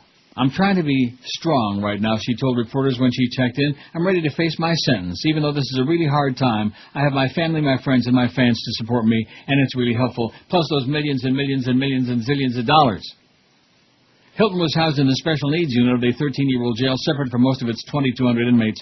The unit contained... Now, are you getting those stories, by the way? Take a look at your things. Some of them I am. Multiple times. Please, stop that. Well, that's not my doing. That's because it keeps looking like it's not going through on there. I don't know what it's all about. More issues. I think it's because I put that picture up on there. You think that's it? Yeah. The unit contains 12 two-person cells reserved for police officers, public officials, celebrities, other high-profile inmates. She didn't have a cellmate. Oh, thank God for whoever might have been a cellmate. Thank the Lord for them. After she checked in Sunday, Whitmore said her demeanor was helpful, she was focused, she was cooperative, and now she's out. She's using this time to reflect on her life, to see what she can do to make the world a better and hopefully to change a better place and to change the attitudes that exist about her among many people. Oh, brother. She's out. Sheriff's officials had said she would serve about 23 days of her 45-day sentence behind bars, but didn't happen. Didn't happen because she's got lots of money, honey. That's what it's all about. She's got lots of money. That's the American justice system for you, baby. If you got lots of money. Speaking of lots of money, can you imagine how many millions Bob Barker's got? Enough. Well, yeah, probably enough till he croaks, which probably won't be that kind of goes in line with our poll today, because he's groped a few at work. Are you picking on Bob Barker now, on Barker's beauties? If you were in his position, and you had the opportunity... Hey, if the price was right, man. Why does that say Bob Barker music? What does that mean? I don't even know what the hell that means. This is Eyewitness News. Veteran game show host Bob Barker says he is going to retire from The Price is Right. Bob, you've had a terrific career. I don't know if everybody knows, but your favorite part of the show was... having sex. With... different members of the audience. Right. And what was your best pickup line? Let's try it in the car. Well, pretty lame line, but hey, you're Bob Barker. So where else did you get freaky-deaky with the audience? The love seat, the sofa, and the Jeep. You go, Bob. Are you well endowed? Look down here, please. Oh. And it's a pleasure to show you this. Holy kielbasa! Feast your eyes on that. I'll pass on that. Now, this poll from Cheryl. And what is it with the polls now? Everybody, I guess we got them all whipped up because Charlie B. and Sean are the poll experts. Why did Cheryl send a lot of polls? Huh? No, Cheryl has never sent a lot of polls. She may have sent one before or two. She says, in light of Paris Hilton getting out of jail, how about this for a poll? Which one of these people really deserves a lengthy prison sentence? Then they got her, Scooter Libby, W, Cheney, Alberto VO5 Gonzalez, etc. She says, pardon me if this has been done. No, it hasn't been done, Cheryl. Now, do you think it's going to be any contest on there? No. Think it's going to be close? No. Any poll like that you put Bush or Cheney on, I mean, why even bother? But thanks anyway, Cheryl. Blowing kisses to the camera, Bob Barker signed off on 35 years of The Price is Right and 50 years in daytime TV in the same low-key, genial fashion that made him one of daytime TV's biggest stars. As a matter of fact, if I punched up CBS right now, which I will, guess what's on now? Taped many days ago, no doubt. Choose $1 million cash. They're in a commercial? Wouldn't you know it? They're in commercial. I'll get back to it. Don't let me forget your old host entering the studio to a standing ovation from an adoring public and a giant shower of colorful confetti from his colleagues, just like we had with Clarence when he came in with the numbers. Exactly. It weren't that good, Clarence. The program is scheduled a week from tomorrow, like I said, June 15. This is over-the-top amazing. It's like a piece of Americana, said Terry Baldwin, 55, of Pebble Beach, California, who had camped overnight to ensure she got a seat in the audience. Fetch us another player, please. Be proud to, Bob. It's going to be Patrick Shea. Come on down. Come on. Woo! You're the next contestant on The Price is Right. Barker went on to conduct the show like every other one, presiding over his final showcase showdown, and during breaks for commercials, answering questions from the audience. It's his and her golf equipment. Oh, geez. Golf clubs. Someone asked, will I spend my mornings watching The Price is Right? In as few words as possible, no, he quipped. Then he acknowledged curiosity might get the better of him. Barker said before the show he's looking forward to retirement, but added, I know I'll miss the show terribly and miss the people of the show terribly, just like I'll say the day that I do my last show. Won't I say that? No. I know that I'll have periods after I'm once retired when I think, boy, I wish I was going over there to do The Price is Right. Come on, Bob. Come on. Next. $2,095, Bob. Yeah, he's got a couple of young college students on there. 3, actually. Well, this dark-complected guy. What are these guys all doing on there? I'm watching it. $1 it is. Oh, no. Actual retail price, $9.98. Randy. 2 guys and 1 chick. She wins it. How do you like that? Randy is going. I said dumb guys. What do you guys know about prices? I beg your pardon? What were you saying? Nothing, that I'm watching it. Oh.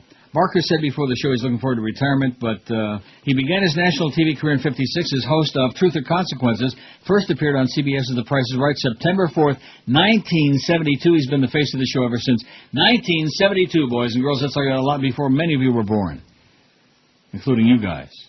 Yes. For 35 years, he's played the same games with contestants and filmed from the same spot, Studio 33, a.k.a. the Bob Barker Studio at CBS Television City. The only thing that's changed on The Price is Right is the color of my hair, he said. Oh, only he's wrong about that, because the announcers on The Price is Right have changed, too. We started with Johnny Olson, he's dead. Then we went to Rod Roddy, big fat Rod Roddy with his pink suits, he's dead. Oh. And now, I couldn't tell you who the guy is now. I didn't know that. I thought Rod Roddy still did it. Rod Roddy is dead, real dead. He used to go to Bangkok all the time to buy those silk suits and some other things. You know what people go to Thailand for. Well, we don't want to get into that. Suck it in and hold it.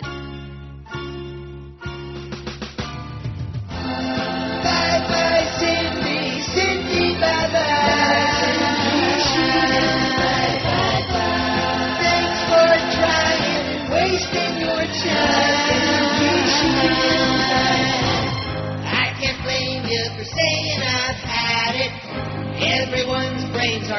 automatically. We were basically.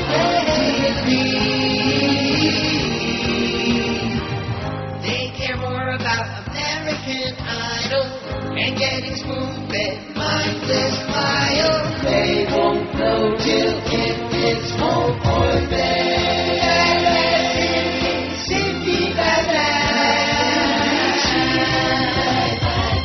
Go home, relax, girl, why even try?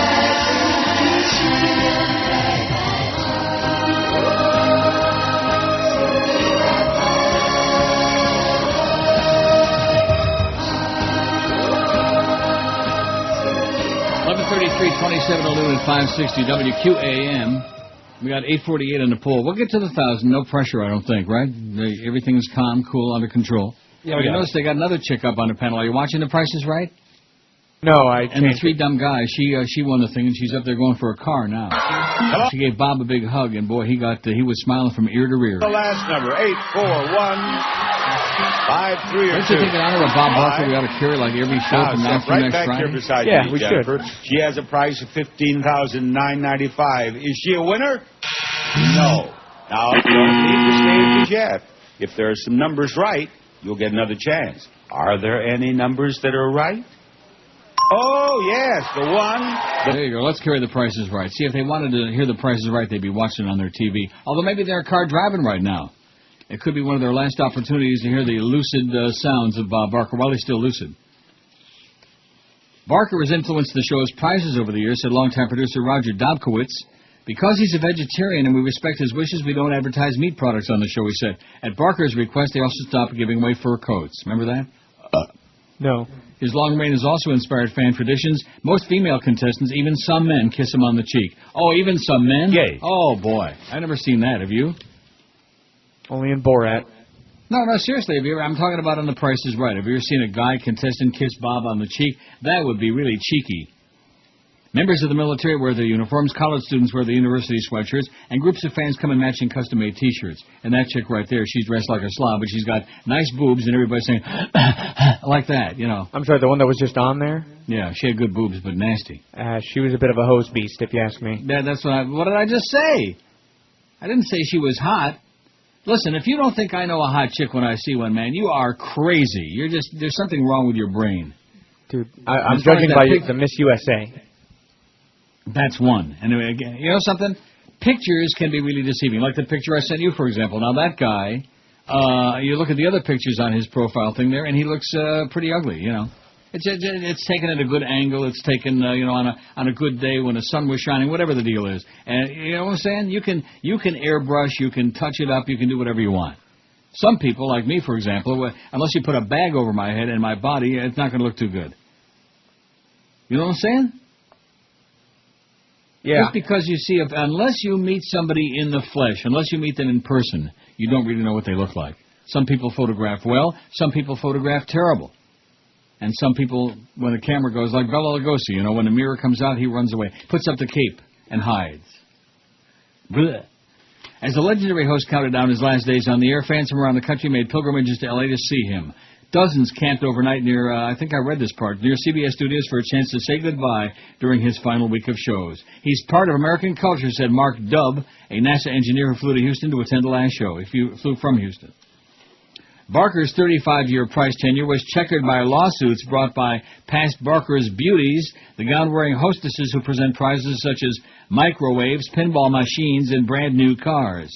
Some sued him for sexual harassment and wrongful termination over the years. Most received out-of-court financial settlements. He said he's got no regrets about retiring.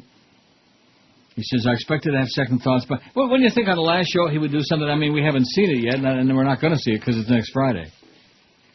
But it's just, wouldn't you think something special ought to happen as opposed to just doing a show like another show and saying, goodbye, everybody, right? Yeah.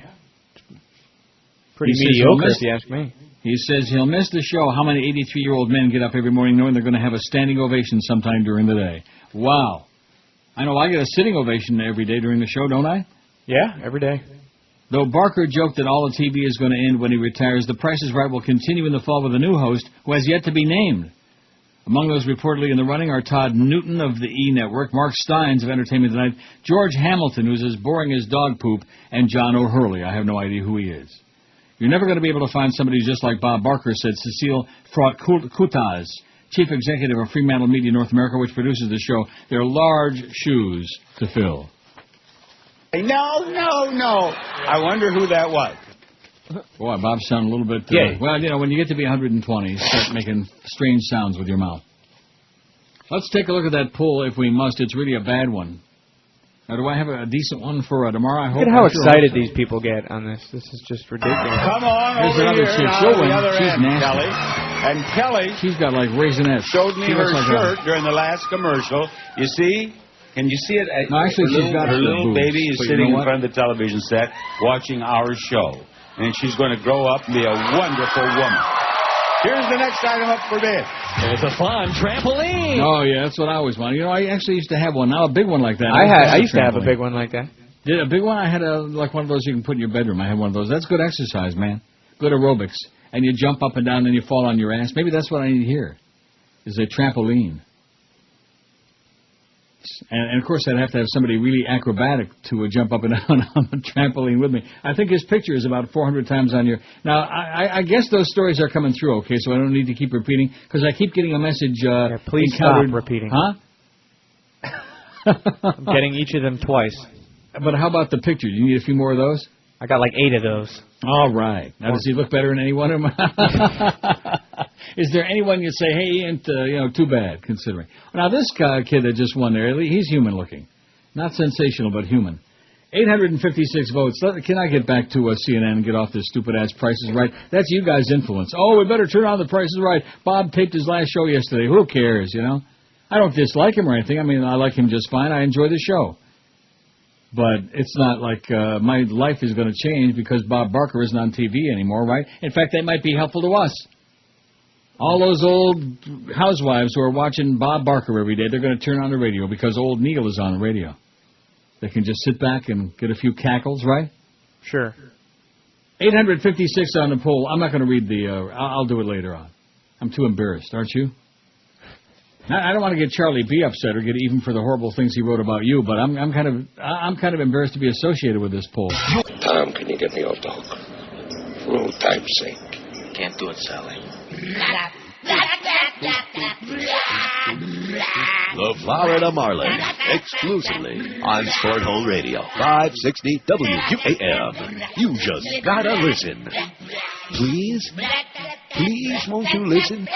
No. See, we have to prove to ourselves that everything we thought about a sports-only format was true. Oh, sure, Neil's the only show we can sell, but that's entertainment-based, and we can't have that. Then we might have to pay a variety of talent to do shows here. It's so much easier this way. We don't have to pay attention, or our bills. The thing is, outside of Neil, you don't pay attention either. Hey, corporate knows what they're doing in spreading 2 hours of sports into 20. There's some guys in the building here who really like it. So that must mean some of you like it too.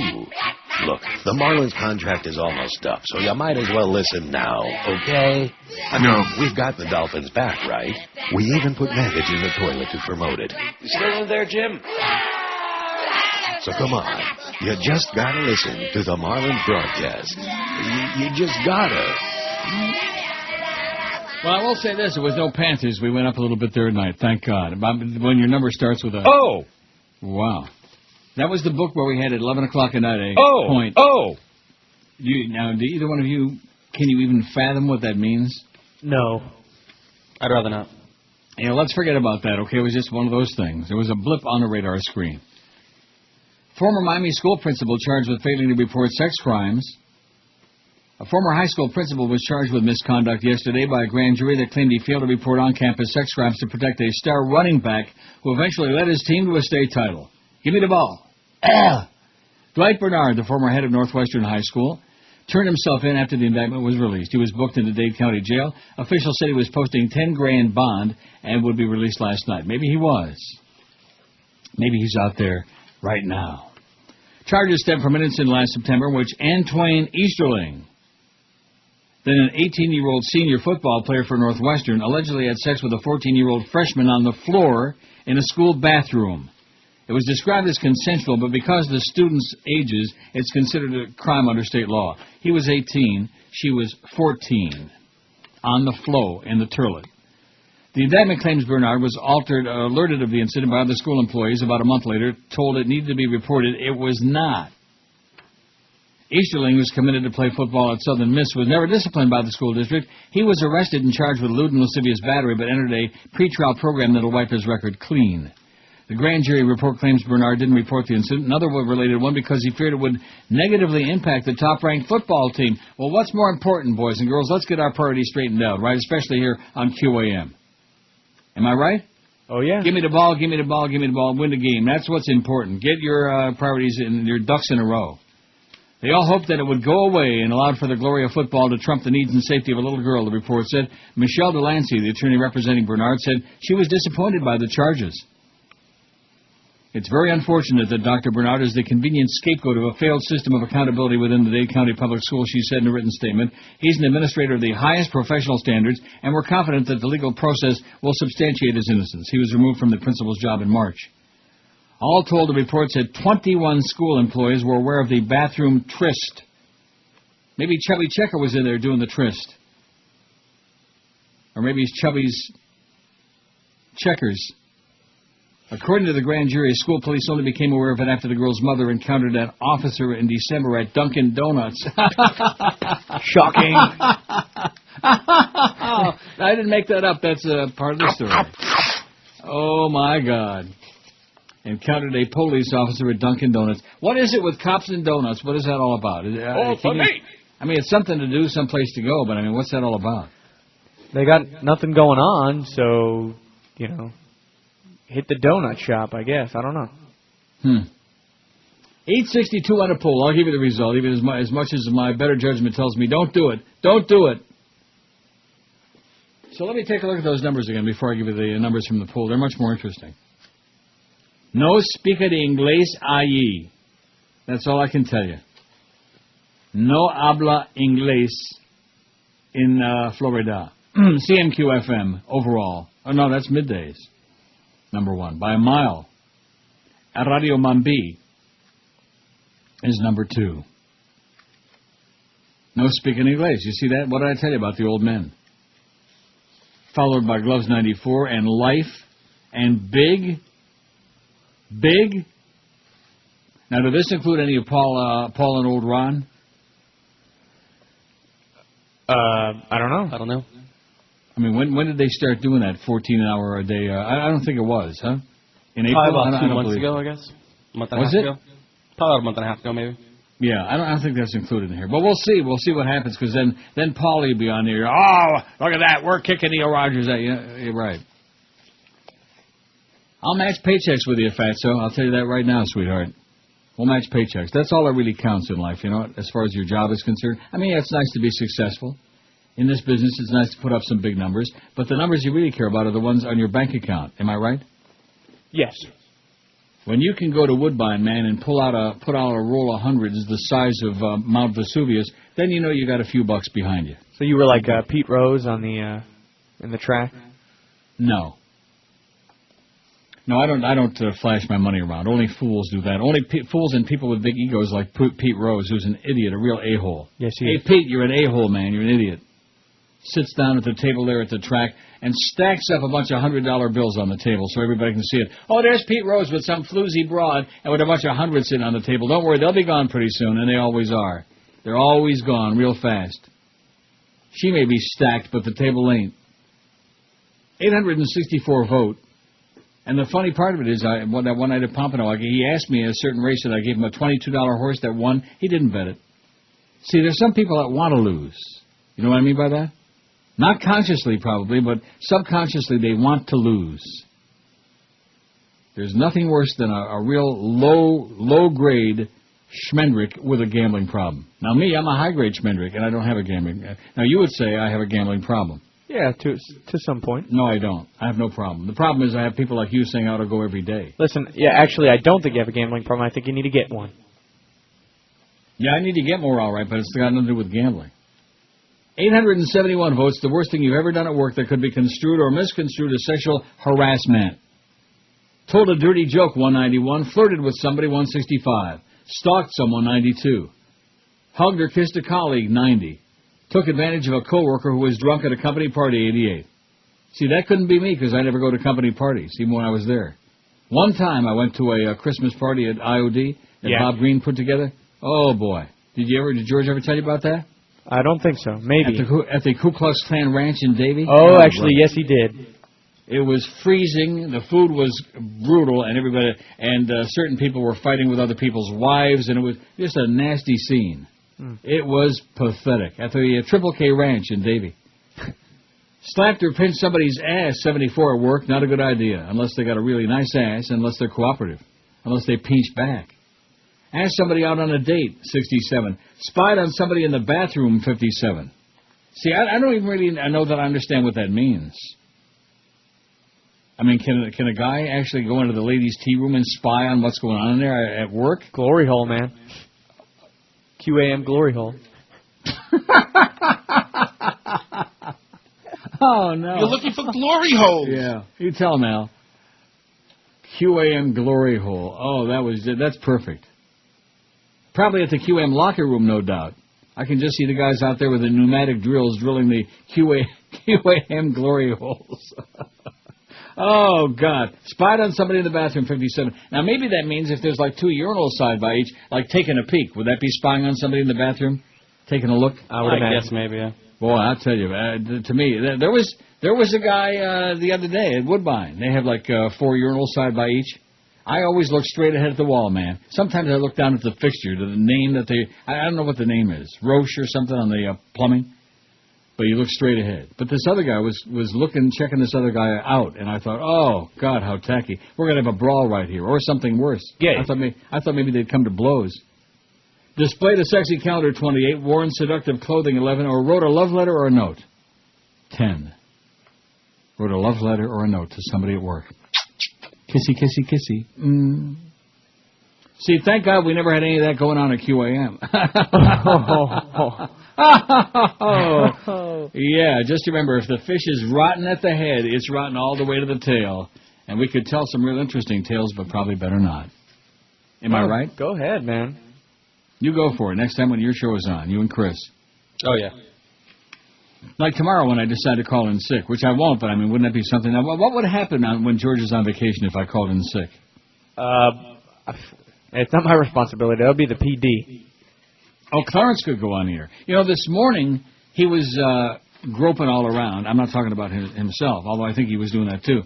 But he was groping all around for the buttons to find drop-ins, you know, like... About 30, man. You know, like that.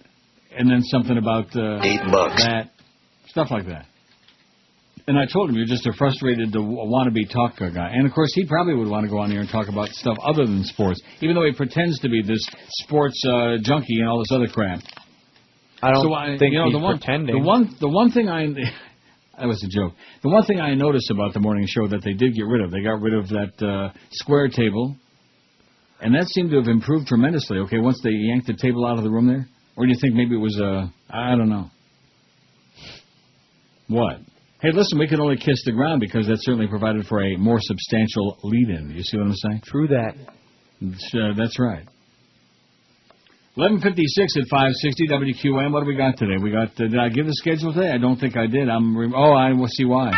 Geldy 2 to 4. The Power Hour with the Humper at 4, and then the Humper solo from 5 to 7 because he's at the ESPN zone in New York for the Belmont.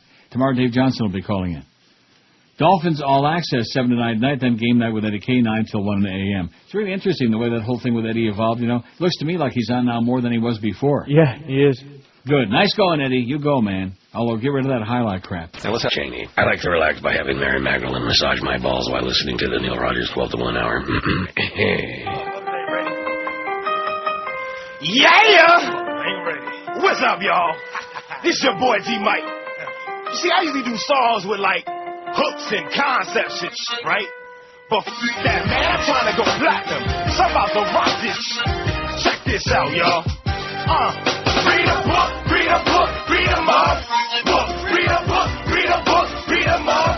Book, read a book, read a book, read a book. Book, read a book, read a book, read a book. Book, R-E-A-D-A-B-O, okay.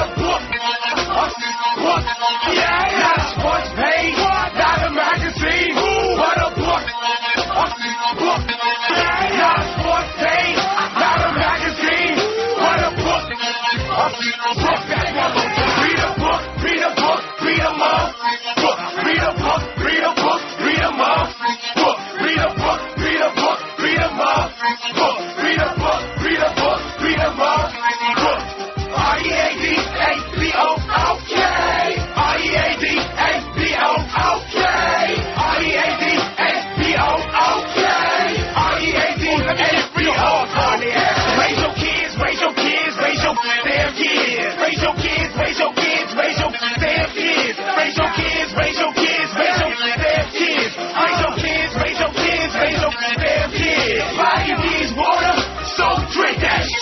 Body needs water, so drink that. Your body needs water, so drink that. Your body needs water, so drink that. Buy some land, buy some land. Spin it real, buy some land, buy some land. Spin it real, buy some land, buy some land. Spin it real, buy some land, buy some land. Spin it real, brush your teeth, brush your teeth, brush your damn teeth. Brush your teeth, brush your teeth, brush your damn teeth. Brush your teeth, brush your teeth, brush your damn teeth. Brush your teeth, brush your teeth, brush your damn teeth. Where deodorant, where deodorant, where deodorant, where deodorant, where deodorant, where deodorant, where deodorant, where deodorant. Toss bee stick, it's not expensive. It's toss bee stick, it's not expensive. It's toss bee stick, it's not expensive. It's toss bee stick, it's not expensive. Read a book, read a book, read 'em up. Book, read a book, read a book, read 'em up. Book, read a book, read a book, read 'em up. Book, read a book, read a book, read 'em up. Book, READABO. Combo 30 at 560 WQM. Okay? Okay. It's okay, yeah. More than 4 million Iraqis displaced according to the UN. I mean, we keep hearing about all the dead people. These people are like homeless. More than 4 million Iraqis have now been displaced by violence in the country, the UN Refugee Agency said this week, warning the figure will continue to rise. The number of Iraqis who fled the country as refugees has risen to 2.2 million, said Jennifer Pagona, spokeswoman for the UN High Commissioner for Refugees. A further 2 million have been driven from their homes but remain within the country, increasingly in impoverished shanty towns. Pagona said UNHCR is receiving disturbing reports of regional authorities doing little to provide displaced people with food, shelter, other basic services, things like toilet paper, stuff like that. Individual governorates inside Iraq are becoming overwhelmed by the need of the displaced, she told reporters in Geneva. More than half of Iraq's 18 governorates are preventing displaced people from entering their territories, either by stopping them at checkpoints or by refusing to register them for food aid and other basic services. Almost half of all displaced people have no access to official food distribution programs. Most of those uprooted from their homes come from Baghdad and surrounding districts. More than 85% of the Iraqis displaced within the country have moved to central and southern regions.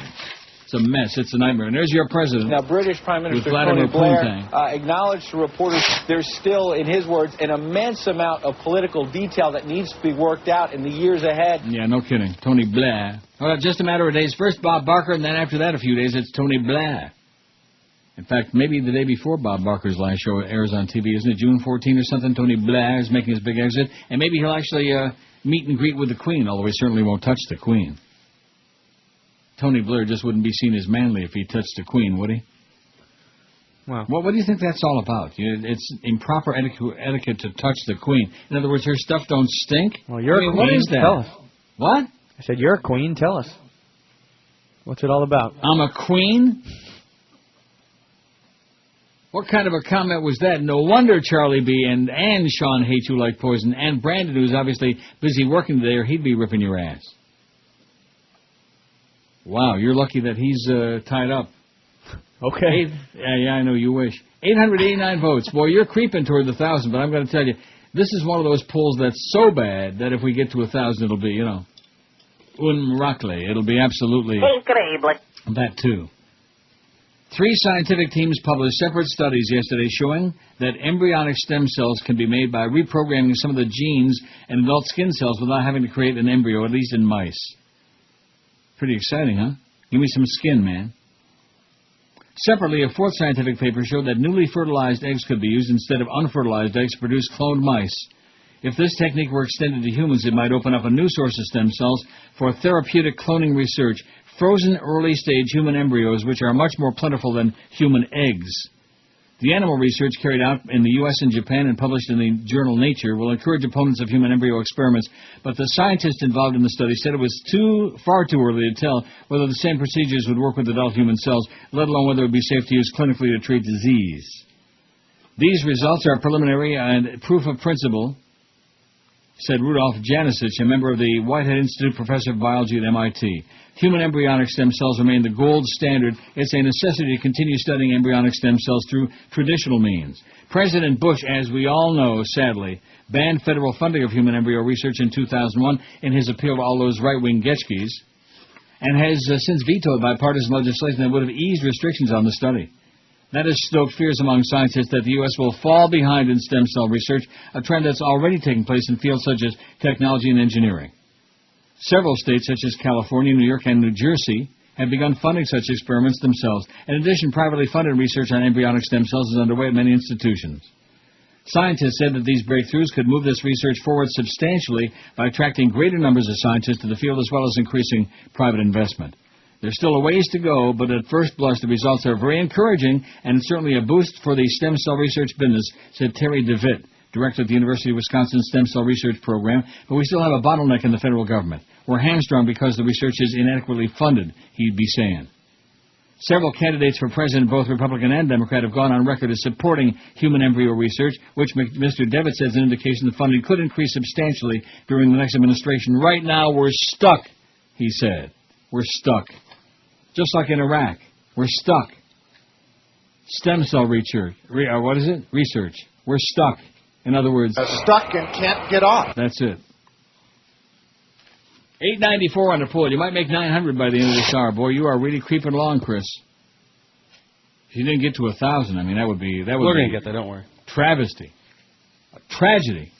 I mean, even yesterday with that horrible Marlin game at 12:30, we still managed to get... What did we get?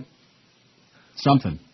Didn't we get over 1,200? Yes, we did. We got over 1,200 before 12:30 yesterday. Holy cow, Rat Man, that is really impressive. That was a great poll yesterday.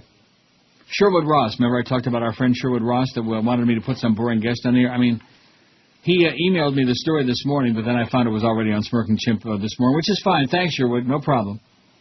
I mean, I can't, interrupt ESPN radio and come on here at 3:30 in the morning and say, Sherwood Ross just emailed me this very important story. It is important, though. Bush running kidnapping ring, 39 more disappeared, found, is the headline. Let's face it, Sherwood says, we've got a president of the White House who's running an international kidnapping ring. 6 human rights groups today, meaning yesterday, named for the first time 39 more kidnapped victims, they call them disappeared, of the Bush administration. Not only have Mr. Bush's apparatchiks dumped the terrorist suspects in secret prisons, but they abducted some of their wives and children, too. The sons of alleged 9/11 mastermind Khalid Sheikh Mohammed, aged 7 and 9, were kidnapped and tossed into an adult detention center for months, while U.S. agents questioned the children about their father's whereabouts. And when the Tanzanian national Ahmed Khalfan Gilani was seized in Gujarat, Pakistan in July 2004, his wife was kidnapped with him. Shades of Joe Stalin, notorious for abducting Soviet defectors in their foreign sanctuaries. The duty of governments to protect people from acts of terrorism is not in question, but seizing men, women, and even children and placing people in secret locations deprived of the most basic safeguards for any detainees most definitely is, said Claudio Cordone, spokesperson for Amnesty International, one of the HRG involved in the revelations. Adds Meg Satterwhite of the Center for Human Rights and Global Justice at the NY School of Law, since the end of Latin America's dirty wars, the world has rejected the use of disappearances as a fundamental violation of international law. Despite this universal condemnation, our research shows that the U.S. has tried to vanish both the people on this list and the rule of law. Enforced disappearances are illegal regardless of who carries them out. CIA spokesman Paul Gimigliano dismissed the HRG report. He told Reuters the CIA acts in strict accord with American law and that its counter-terror initiatives are subject to careful review and oversight. Yada, yada, yada. Operating secret prisons turns the kidnapped victims into ghost prisons kept off the books. It prevents scrutiny by the public and the courts and leaves detainees vulnerable to abuses that include torture and other ill treatment, the HRG said. It also blocks the Red Cross from exercising its right of visitation. In the past, the CIA has denied the International Red Cross visitation to its prisons in Kabul, Afghanistan. That is hardly in accord with American law, as international treaties the U.S. has signed obligate Red Cross visits to prisoners. And, of course, none of the 39 disappeared have been brought to public trial, still a right under U.S. law. They don't like you, they just make you disappear.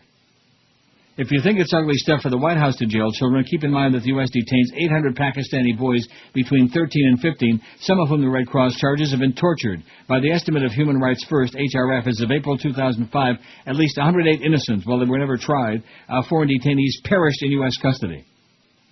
Nice. Kidnapping by the CIA, which the Bush-Cheney regime is converting into a Soviet-style KGB, got its start under Bill Clinton, who signed off on the first extraordinary rendition in '96. The invasion of the body snatchers, though, made the jump into light speed under Mr. Bush. Right now, Italy has warrants out for the arrest of 22 CIA agents who 4 years ago abducted Milano resident cleric Hassan Osama Nasser and flew him to Egypt to be tortured.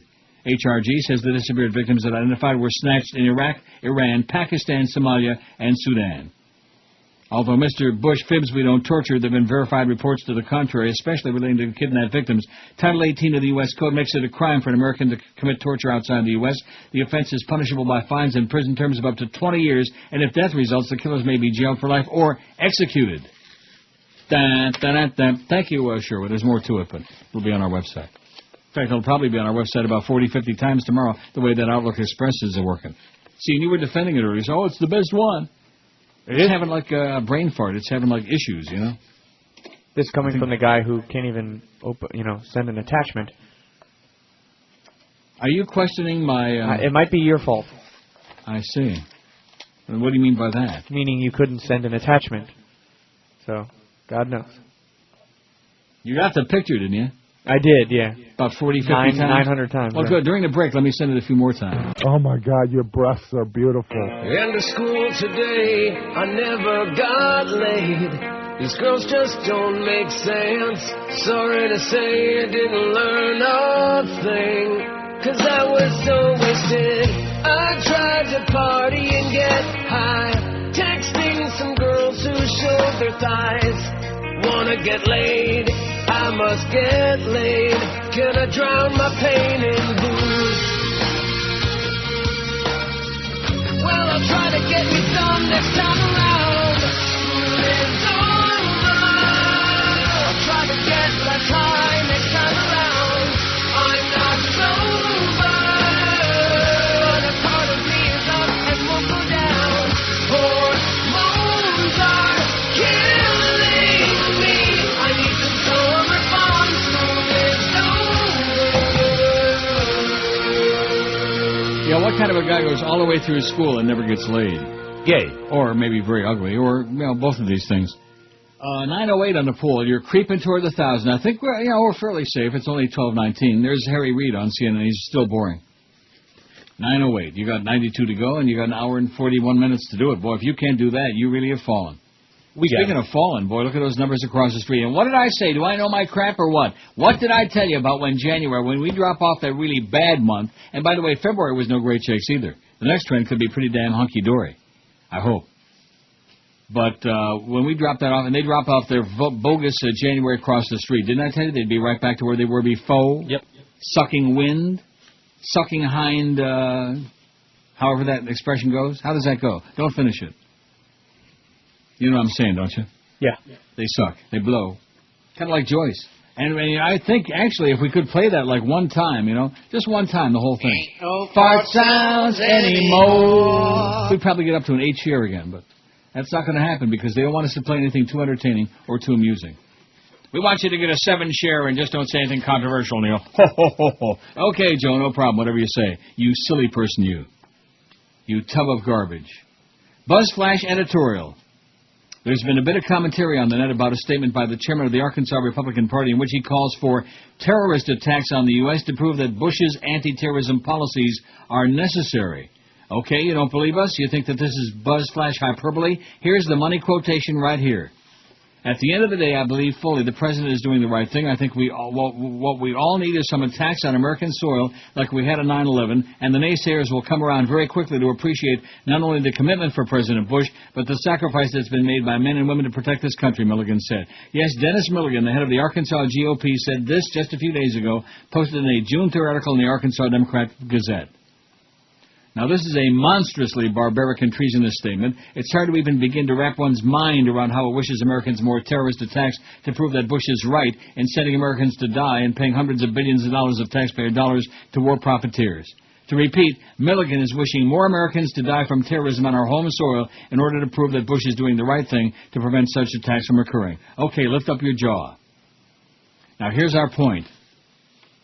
Beyond how Milligan represents the traitorous extremes that Republicans will go to in making excuses for failed policies, have you heard one word of denunciation or alarm from the right-wing media echo chamber about the traitor in their midst? We haven't, not a peep. A state Republican Party chairman calls for terrorist attacks on the U.S., and the GOP media megaphones, including Fox, Republican Propaganda News, and hedonist drug user Rush Limbaugh, are attacking John Edwards' haircut, but not one of their own who wishes Osama accomplishes more missions. Nice haircut, John. Mr. Milligan represents a danger to our national security, as do many Republicans, because he prefers to prove his party's leader is right at the cost of American lives at home. These people are enemies within our midst, whose minds and loyalties to an authoritarian hierarchy of incompetence is more important to them than loyalty to our safety and our Constitution. Yet the right-wing media cares little about such tortured, psychotic, and perilous thinking from a state Republican Party chairman. They're too busy revving up their character assassination machine against Democratic candidates for president. If ever there were proof that the Republican media shills care little for America and its future, other than ensuring their personal profit and perch of power, the fact that Mr. Milligan is still chairman of the Arkansas Republican Party is proof of it. Think of what would have transpired if a Democratic state party chairman had said this. It would have been a national media and Republican talking point uproar for days. But most importantly, remember this point. This is for real. This is how Republicans think. They wish us harm in order to prove that they're right in pursuing errant policies. They've lost all sense of real concern for our safety and are a threat to our well-being. That's what Buzz Flash be saying. How do you like that? Let's have some more terrorist attacks and a whole bunch more dead people so we can prove Bush be doing the right thing. Of course, that's Arkansas, you know. A lot of good old boys in Arkansas. A lot of good boys all over America, man. That's why I'm so glad I don't spend too much time there. Too many good old boys. Good old boys with guns. Crazy people with guns. Angry people with guns. 915 votes on the poll. I just keep mentioning that. Now, speaking of polls, and we've talked a lot about polls today, which I apologize for. We shouldn't have, only you wanted to pick on Charlie B. No, listen, he's the one, and you know something? He never replied again. He never sent me nothing more. Because he's wrong. Well, no, I mean, he is wrong about that. I mean, if the polls are really embarrassing, what's the point of wasting my fax paper? You know, I understand what he's saying, that I should make the decision. But then when he lists, what was that one about who would win the debate between who? What was that? Listen, once I read them, they went right to the can. No, I still have it here. Joyce, Beasley Consigliere Joyce versus Godfather Consigliere Tom Hagen. Who would win? I mean, what is that? It's a very strange individual that made a poll. Wow. But even Sonny won't be able to call off Luca Brasi. Yeah. Well, let me worry about Luca. Yeah, you know about Luca. Luca Brasi sleeps with the fishes. I can't believe that George thought that was Tessio. Boy, that was embarrassing. That's probably why George needs that week vacation this week. Heal up that brain, George. Of course, he's under a lot of stress. You do know that. So here's Charlie B., and I went through my pile here. I just threw out a lot of garbage.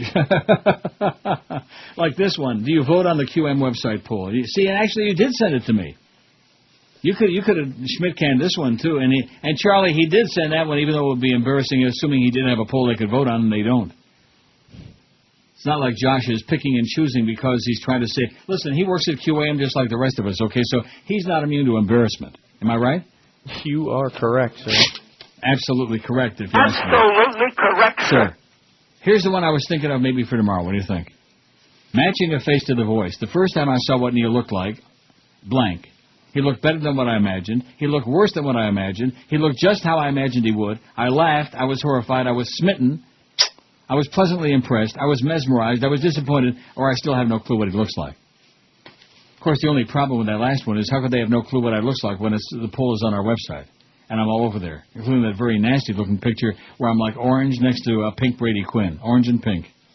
Man, that picture do stink. Although it's kind of cute. Nice going, Miguel. Got a lot of comment on that profile picture. I think we ought to change our profile picture every 5 minutes, you know. Some people do that. Yeah, they do. Last night, my friend the Z-Man was changing them. Like some people change their underwear, you know. Like some people send polls every day for 2 years to it. Are you picking on Charlie B again? I just finally ironed that all out for you. You know? Sorry, I'll stop. Guys, just like I straightened out Johnny G, who was bugging the crap out of me day after day. Oh, he stopped? He stopped. He hasn't deleted himself or anything drastic like that, or childish like he did that one time, but he stopped because he can't handle my ripping him on the air. Look, it's one thing to be a fan. It's another thing to be such a groupie that you're just over the top, you're screaming from the bottom of your bowels. I have no line. Right, and everybody knows that anyway.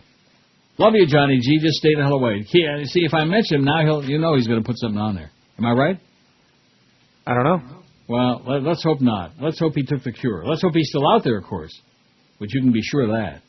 923 on a poll as Chris limps, and it's not Chris's fault either. Don't be blaming him. Yeah, exactly. In fact, I'll guarantee you Josh will tell you whose fault it is that this poll is going over so weak today. Josh's. Josh will tell you. Oh, that was one of the two. See, I don't know who they are. Charlie B. Yeah. First talk radio I've ever heard in my life was on WIOD. Absolutely. Yes. If you're a DJ who's also Caucasian, don't even mention the blacks or the Asians. Athletic women with short curly hair. These are the things you can't say on the air. Homeless men talking about things quite disgusting. The FCC through your door will be busting. Bodily functions, don't even go there. These are the things you can't say on the air. When Al Sharpton comes to protest, trouble's on the way. Apologize for all the things that you said and update your resume. Yeah, if you see Al Sharpton coming, man, run for the heels. It's 12:32 at 560 WQM. I'm thinking of another poll for tomorrow instead of this stupid-ass one about whatever it was. What was it? It was about how I looked. Who cares about that? See, that again goes back to Charlie B's obsession with, if Neil writes with the right hand, with me, he's obsessed. And I don't think those polls, most of them are not all that interesting. Some of them are okay, but most of them are pretty boring. I was thinking one that we've done before, but it's been a long time. Which group of people, and of course it's generalizing, but we like to generalize, that's fun. That's called picking on people. Which group of people are the most thin-skinned? Okay, that's not bad. You like that? Yeah. And you can put, like, Jews and Cubans and African Americans and Haitians, Jamaicans, who else? Asians. See what I'm saying? Yeah. Who else? Who am I leaving out? Athletes. Okay. Like Barry Bonds. I don't want to go back into that again. You like him, you're entitled to like him. Okay, that's your opinion. You're entitled to it. You're wrong, but you're entitled to it. Look, there's nobody going to ever argue you out of Barry Bonds, okay? That's like a life obsession. I would say next to your Russian girlfriend, if you had to pick, and of course your mother and your family. But other than that, if you had to pick the most important person in the world to you, it would be Barry Bonds. I'm glad you think Chris, so. do you agree with that? Oh, yeah, exactly. That's what it sounds like. Yeah. He's got a man crush on him. Well, I wouldn't go that far. That sounds a little bit gay. Although he does want to sniff his jockstrap, I know that. If you had a chance to have lunch with Barry Bonds, would you do it? No. You would not have lunch with Barry Bonds? So you could say, oh, God, you're so good, you're great. See, here's your problem. I can't separate the professional from the personal. Is that what you're going to tell me? I don't care about the sport athletes as a person. I don't care about that. I had dinner with Ray Whitney. I'm not that kind of person. Time. Like people that get starstruck. I took Ray Whitney and his wife to Ruth Chris one night in Fort Lauderdale. We had a great time. I love Ruth Chris. And I love Ray Whitney, and I love Ruth Chris, too. So there you go. It was a good time. And Bridget, his wife, loves me even more than he does. One of the worst things that ever happened in my life was when fat Josh Friedman went following Ray Whitney around at the arena. Oh, can we play that bit? What bit is that? Oh, come on. The Josh Friedman bit? Oh, that's the best. It's probably my favorite bit of all time. This one? Oh, man, don't you ever take a bath? What are you talking about? Where are you going?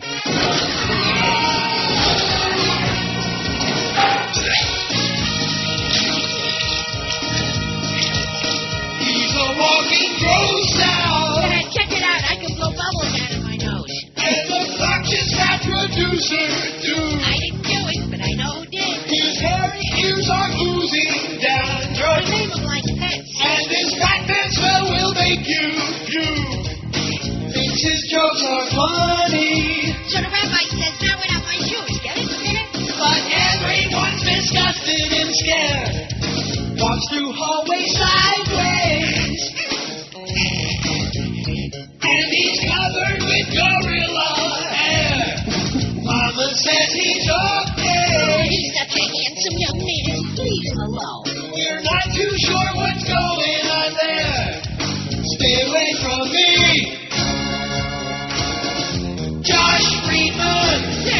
thinks he's funny, but he's no Stan Major. I'm funnier than him. Don't come near me. Josh Friedman. See, look, I can squeeze this cheese out of my belly button and sell it by the pound. Got so fat his guts exploded. Spewing wretched bile all over the room. There's staples up and down his smooth thing, just to hold in all that greasy old food. Stay away from me, Josh Friedman. Now, you think I care if Chris Moore don't like me? I think he does. Don't come near me, Josh Friedman. Hey, come here. Smell my fingers. Don't it smell like scrotum juice, huh? What does it mean when someone calls you an asshole? Well, we had to use that yellow button there right at the end. Oh, Christ, boy. why didn't you remind me of that? That's a shame, because that also chopped off the part about the scrotum juice. That's bad. You don't want to chop that off. Anyway, 941 votes on the poll. We'll get to 1,000. There's your shot at Josh Friedman. Deservedly so. He goes up to Ray Whitney in the locker room after the game one night with a little tape recorder, cassette recorder, and he's bugging him about, well, Neil Rogers this and blah, blah, blah. And Ray, of course, just ran in the other direction. And so Josh Friedman tries to spread a word around the radio station that Ray Whitney ran off because Josh wanted him to do a promo for me or something to do with me. Well, when word got back to Ray about that, he had Rimmer give him his my phone number and called me at home to apologize, which he didn't owe me any apology, but to explain it, that this big tub of crap was chasing him around. It had nothing to do with me. It was strictly Josh Friedman. That was embarrassing. But then again, anything that would have to do with Josh Friedman would be embarrassing. And he's over there across the street now, right? Isn't he over there? Yes, he is. Yeah. Oh, God. We got Allison. We got Toast, which, of course, well, that speaks for itself. You're like a psychic because she just walked in. Allison? We love Allison. Yes. She walked in the studio? Just for like 1 second. Oh. Well, that's because she knew I was going to say we love her. And we do. I never met her, but she's very... Everybody has nice things to say about her. Yeah, she's very nice. And she likes the show. She listens to the show. She has some clue what's going on. She hates Joyce like poison. That's what I heard. And she knows that you guys across the street are a bunch of fakers. That's what she said. Including Joel Feinberg. Especially Joel Feinberg. And that pasty-ass Stu Gatz. Boy, they sure took a big dive in this trend, I'll tell you, in just 1 month. God only knows what's going to happen in the next one. And then, of course, with no Dolphins to fall back on, and that Jimmy Syphilis, we got him now over here, too. And, of course, we got O.J. McDuffie that was on this morning and probably on again tomorrow morning with Kimba Beaucamper. Wow. Hey, listen, they just had a nice trend there, okay? And when they lose that 0.9 from February, they're going to, maybe have a real number there in the next trend. When they lose that 0.9. That must have been just a statistical fluke. Or maybe people were just pissed off about that square table. And gay or not gay. And maybe they're really turned out all these sports writers now. Maybe that's what's getting the number way up. Do you think? No. Don't you think? No, I try not to. President Bush's job approval now matching its all-time low with widespread discontent over how he's handling the war in Iraq, efforts against terrorism, and domestic issues. This poll just in from the AP Ipsos research. Only 32% said they were satisfied with how Bush is handling his job, the same low point the measure hit last January. 32%. I mean, 68% fat. On issue after issue, approval of Bush's efforts match previous lows, underscoring the challenges Republican presidential and congressional candidates will confront next year when they face the voters. 28% were satisfied with his handling of the war in Iraq, meaning 72% were not. Only a third approved of how Bush is handling domestic issues like health care, with the same proportion expressing satisfaction with the job on foreign policy, a third, and the war on terror, a third. Another 37% said they approved of his handling on the economy. In another indication of the public's bleak mood, only 21% said they believe things in the U.S. are heading in the right direction, the worst mark since the AP Ipsos polls began in December 2003. The worst, 21%. The poll interviewed telephone interviews with 1,000 randomly chosen adults from June 4th to 6th. They're pissed off, they're fired up, they're tired of this crap. Let's have the election tomorrow. Want your kids to grow up big and strong like major leaguers? Then send them to the Barry Bonds Anabolic Youth Baseball Camp. All right, kids. Grip it with both hands, line up your knuckles, and squeeze firmly. Now, take that lotion that's squirted out the bottle and rub it into your biceps. Is this sunscreen, Mr. Bonds? I refuse to answer on the grounds that I may incriminate myself. At the Barry Bonds Anabolic Youth Baseball Camp, they'll also learn valuable life lessons. Remember, kids, if you make a mistake in baseball, it is not your fault. Then whose fault is it, Mr. Bonds? It's the media's fault. Yay! Barry Bonds will change your child so dramatically you won't even recognize it. Timmy, put down your father! You're hurting him! Make your little slugger the next big thing. Call the Barry Bonds Anabolic Youth Baseball Camp today for more information. But don't ask too many questions. You got that? Oh, sorry, Josh. Just rubbing salt in the womb. I just thought of another group of people for the poll for tomorrow, thin-skinned. You know who they are? Indian killer? American Indians. Yes. Would you agree with that? Uh-huh. I mean, even forgetting about locally stuff and about MIFO and all that, just think about the tomahawk crap and about the the Braves with the chop and all that, and the FSU, all that other stuff, Washington Redskins, all these things. Get a sense of humor already, okay? I mean, what is with you people? Bows and arrows didn't work too effectively against those guns, against them rifles and stuff. 955 I know I'm going to get crap for that, too. Oh, now you're picking on the Indians. Yeah, well, first of all, put in some real slot machines for a change. See, here's what I don't understand. I could be wrong about this, but I do believe that Florida law allows them to put in whatever is legal under the Constitution. No. And so, what? Is that true? I believe so. Well, I don't understand why they don't do that then. Yeah, why don't they just go ahead and put that the real ones in? That can't be right. Well, that's what I always thought. I said I could be wrong, see. I'm not somebody that comes on like adamant, like I'm always right, like George, hard ass. I'm wrong a lot of times. Just like that picture that I sent you 400 times, And by the way, Eric, there's nothing wrong with Outlook Express. It was my bad. I screwed it up, and I've got it all straightened out. And that picture did have something to do with it. Do not be taking something from MySpace and sending it to Outlook Express and then punching it around and sending it, because then it gets all balled up there, Bad. At least the way I did it. It screwed it all up. Now it's all straightened out. Just calm down, Eric. He sent me a email on Outlook Express. What's wrong with Outlook Express? Whoa! Like that, He's just trying to help, man. He is trying to be helpful. That's right. He's a good guy. He's trying to be helpful. He's also a panic man, Panic like me. Gets all bent out of shape. Psychotic. I said, no problem. It was my bad. It's all straightened out. Everything is just fine. Oh, here's a email on my BlackBerry, on my Poisonberry from TomPaine.com. Christian write hate crime lies. How do you like that? Well, good. Maybe I'll look that up. Maybe I'll send that to you, Outlook Express. We again apologize for Josh only putting 2 stories up last night on our website. No, it's okay. Of course, I only sent them 2. I thought I sent you a bunch more. I'm positive I sent you a bunch more. They just maybe didn't go through. Maybe it was a technical thing. Going to Woodbine again today? If you want. Call that driver. Get out of here. Are you a crazy? Why are you trying to do this? You know what this reminds me of? What's that? My mother. It's the same thing. I've got 2 people now. In fact, I've got several people now who are like pulling with one hand and pushing with the other. Like my mother. Oh, you're so fat. Here, is that all you're going to eat? Pushing the food with one hand and pulling it back with the other. Oh, you're so fat. Lose some weight. Like Al Gore, that's on TV right now. Looks like 800 pounds. Like a giant in the political business.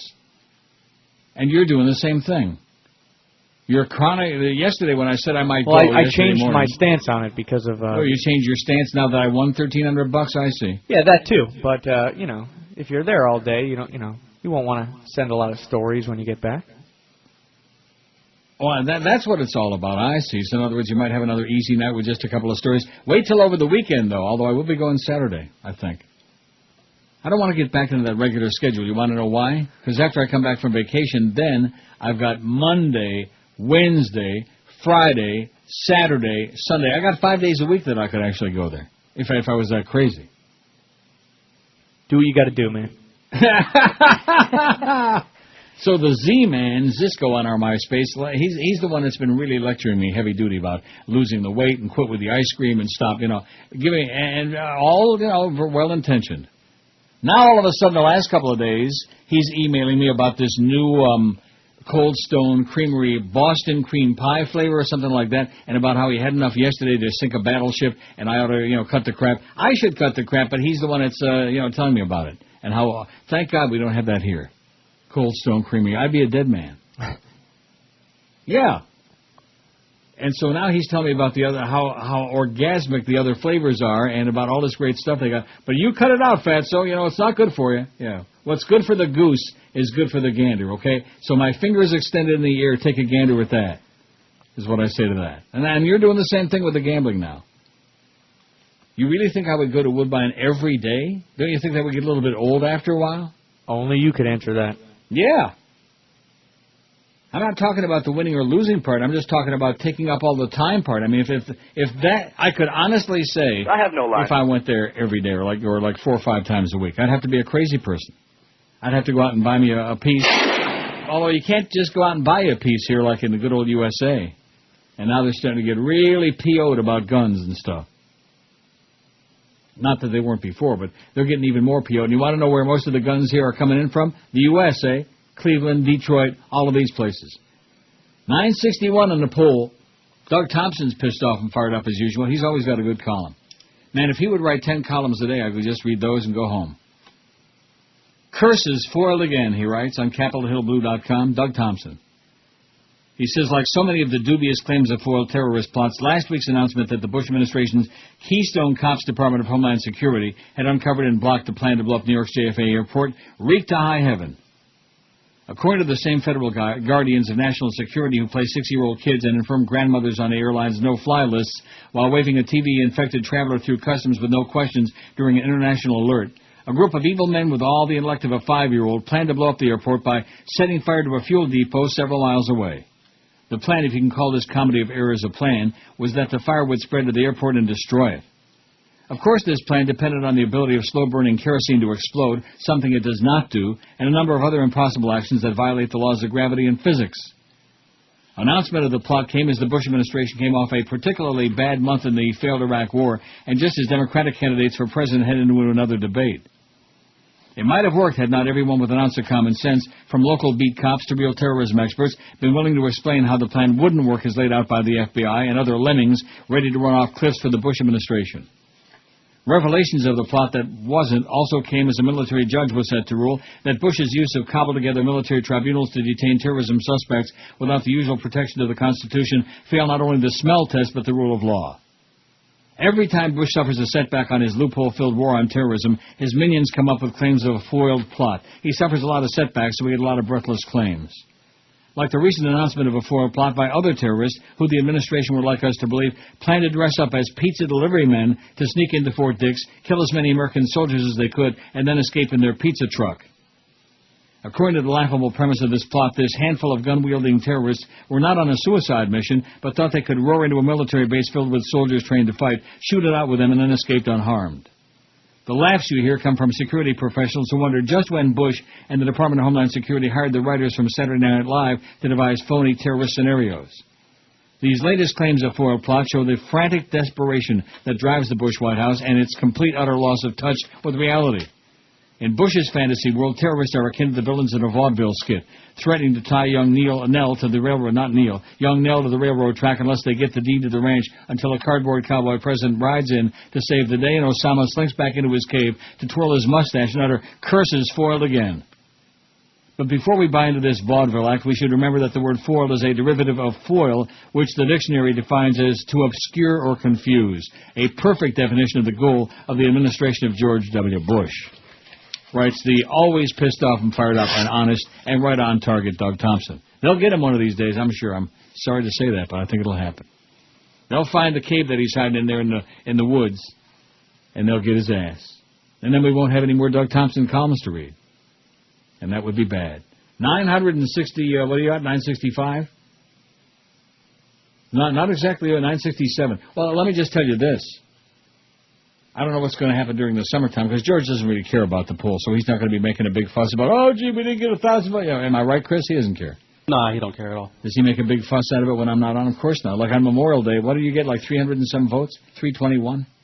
Something like that, But it's a holiday, and that's my point, is we get deeper and deeper into the dog days of summer. There ain't going to be nobody around, So just govern yourselves accordingly and consider that. Take that into consideration when you're sitting there battling for like 500 votes on the poll. It doesn't mean that nobody's listening, but it just means there's nobody around, which means that nobody's listening. Like that, It's a seasonal town, man. It's a horse and buggy joint.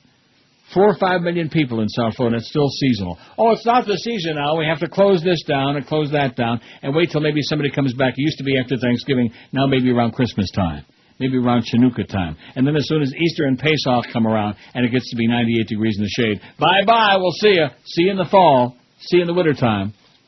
See you when the first snow falls up north and all stuff like that. It's very sad. Wouldn't you agree? Yes, you would. Yeah. Yeah, you would, because you want that check next month. I know that. And Charlie B., if Charlie B. were smart, he'd say, you better stop picking on me or Neil's going to cut me off on it. But I'm not. I know. I'm not going to, I appreciate Charlie B.'s pulls, the ones that are good, but, when was the last one of those? Hi, this is Brady Quinn. I like to shave my legs, arms, and buns while listening to the Neil Rogers 1 to 2 hour. Class of 2007. In a few moments, you will collect your degrees.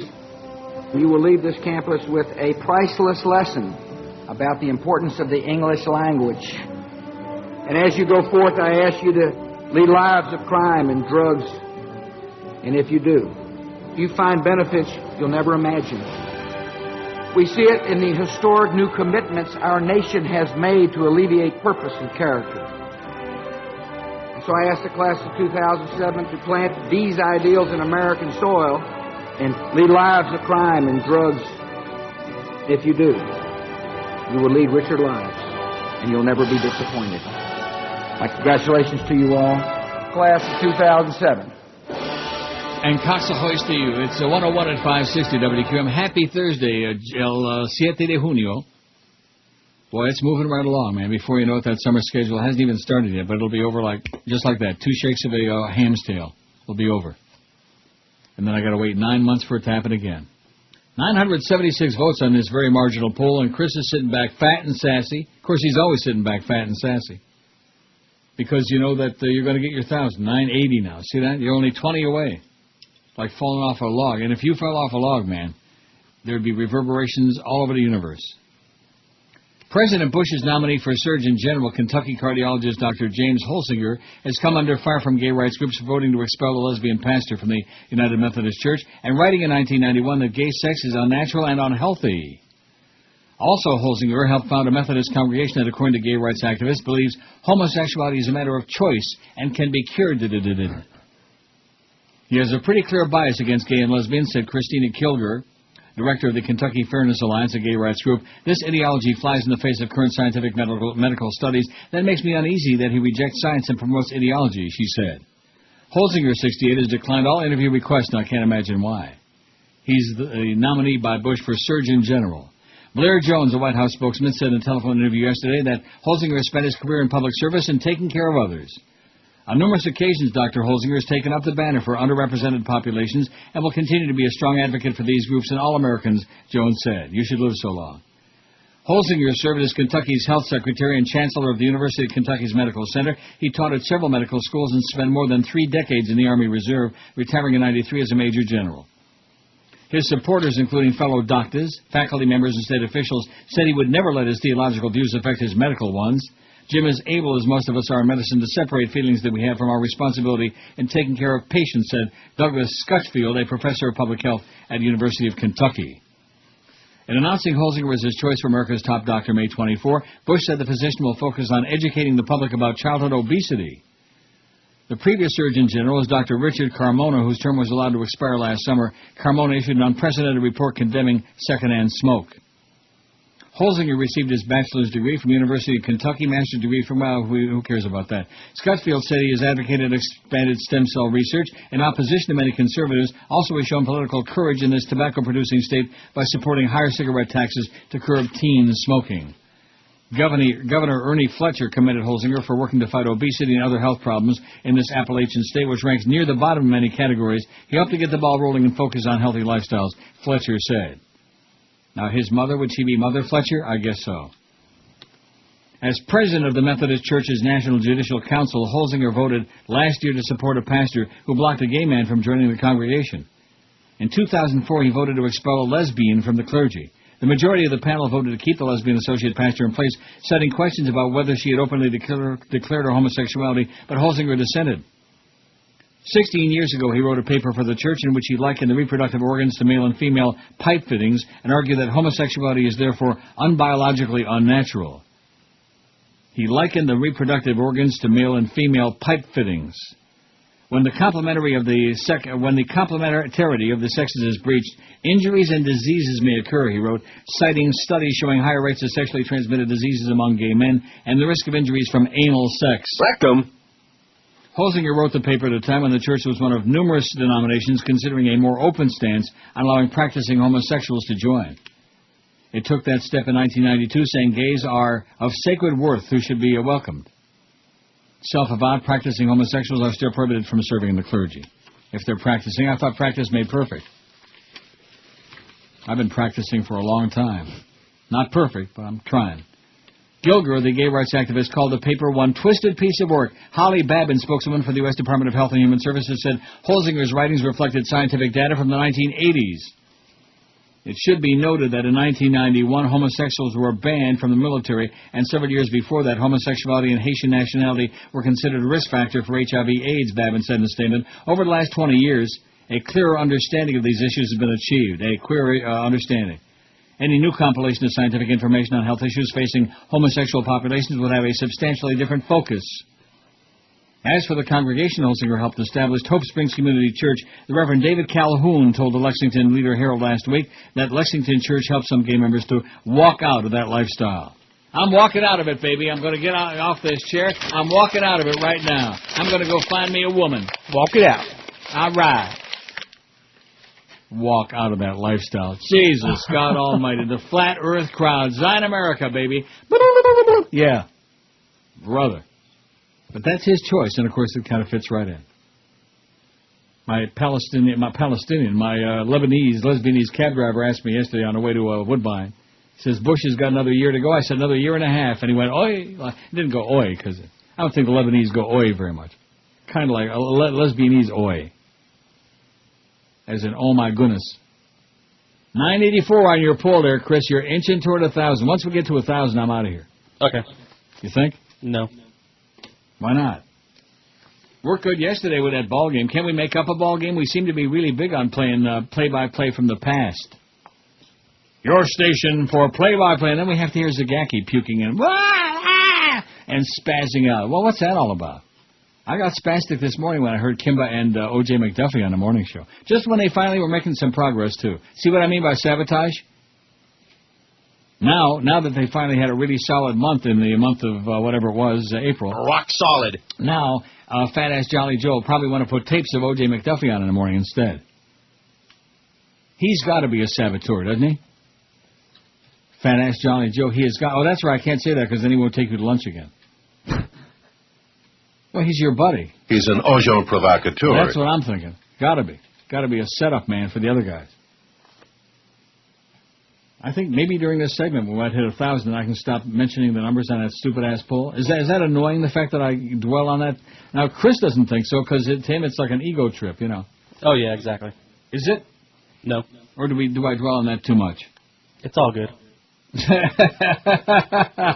Oh. What does Josh think, who isn't involved in that? You don't care. No. Josh doesn't care as long as I just keep sending him like 2 or 3 stories for the. You just wait till tonight, man. You're gonna have stories that haven't been written about events that haven't happened yet. And send to me 4 times a piece, right? Yeah. Well, I can't help that. I screw the thing up, okay, and it all had to do with that stupid. Matter of fact, if I get a story twice, it gets deleted. So we'll see how many. Look at that. Yeah. Listen to this, Mr. Butch, Mr. Macho, laying down the law. Just kidding. But, of course, that also precludes the possibility of that check from being That's why I said I'm just kidding. Oh, yeah. We've had 3 dropouts streaming today, by the way. I just mentioned that. We apologize profusely. Nothing we can do about it, but we're okay. I probably shouldn't give myself a canary because we haven't had a lot of dropouts lately, have we, Chris? No. No, we haven't. Well, good. Maybe the engineers have left everything alone and quit potchking around. Reporter arrested after Republican debate. What a surprise. Not. A reporter advancing 9/11 conspiracy theories in a heated exchange with advisors to Rudy Giuliani was arrested following Tuesday night's Republican debate. Police in Goffstown, New Hampshire, confirmed to Raw Story that freelance reporter Matt Lepacek was arrested for, is that Lepacek? I don't know what his name is. Matt was arrested for trespassing following the debate at St. Anselm College in Goffstown. Lapacek was asking a Giuliani advisor about comments the former mayor made on ABC News on September 11th that some say show he had foreknowledge that the World Trade Center would collapse. Police refused to release more information about Lepacek's case prior to his first scheduled court appearance on the 3rd of July. Lepacek was reporting for Infowars.com, which advances theories about the government knowing in advance about the terrorist attacks of 9/11. Lepacek claims to have press credentials issued by CNN, which sponsored Tuesday's debate. A CNN representative in charge of issuing credentials did not immediately return a phone call or email from all stories seeking comment. Reports on Lepacek's arrest first appeared on Infowars.com and the Jones Report. Witnesses said Lepacek and another reporter were physically assaulted by police, and their camera equipment was damaged, according to those reports, which also included video of Lepacek's confrontation with Giuliani staffers. If this were 10 years ago, they'd be throwing pies in our face, the Giuliani staffer says to the other several reporters after Lepacek was dragged away. Well, that would be good if they threw pies in their face. Old pie face, pie puss. Are you sending me this? Yes, you did, I guess. Yeah, why not? Oh, it's from Alan, who I haven't heard from him in a long time, one of our regular faxers in Key West.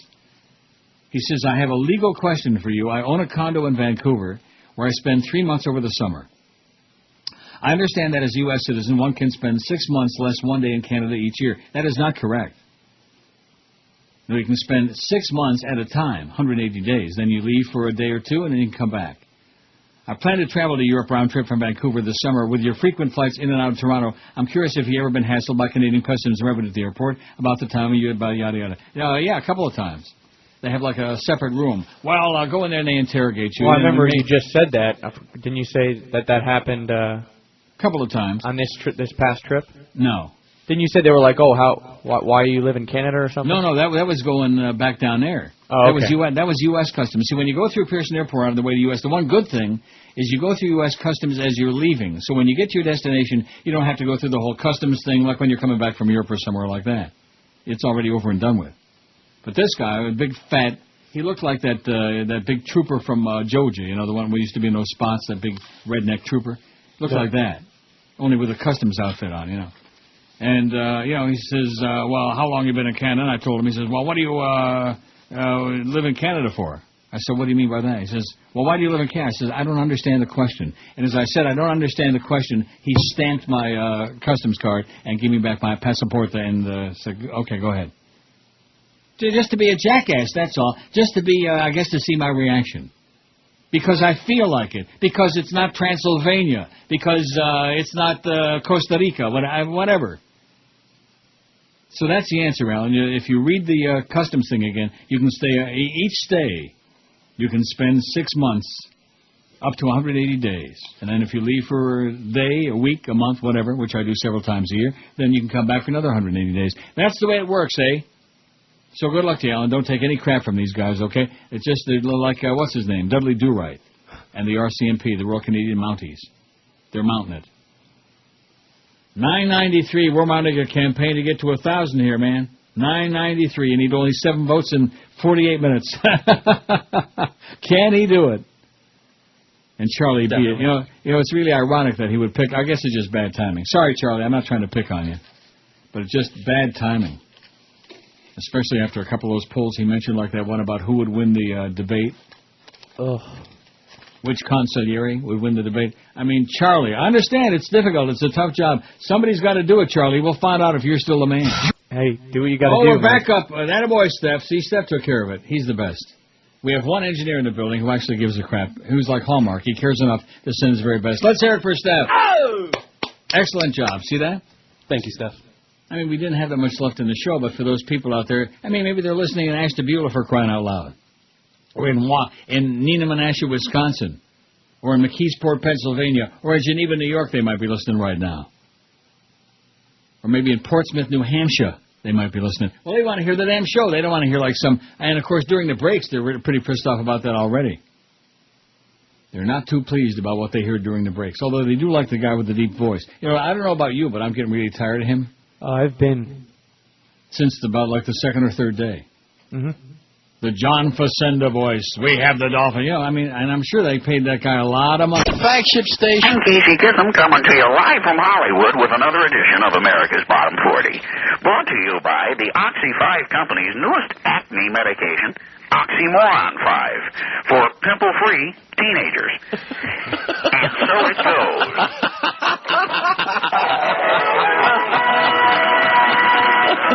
They're going to have to be a little quicker on the tape, boys. That's a good joke. We've got the worst songs in America, and we're counting them down. Record stores are selling them. For some unknown reason, you're buying them, and I'm using them as coasters. First, let's review the top 3 songs on the charts. At number 3, Guns N' Roses is singing Sweet Child of Mine. Well, if I had a child around the house today, I'd have these 4 words for lead guitarist Slash and his cohorts. Stay the hell away. At number 2, Huey Lewis says, there ain't no living in a perfect world, and especially not for you, Huey, since you don't speak proper English.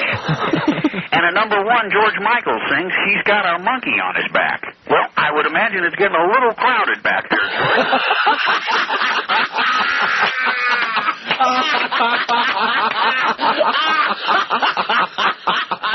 But then again, you probably don't mind. And by the way, George, there are these remarkable shaving instruments called razors. Buy one and lose that silly-ass earring. Other songs on the charts, the band Johnny Hates Jazz with I Wanna Be a Hero is moving down on the charts, and deservedly so. Apparently, Johnny also hates music.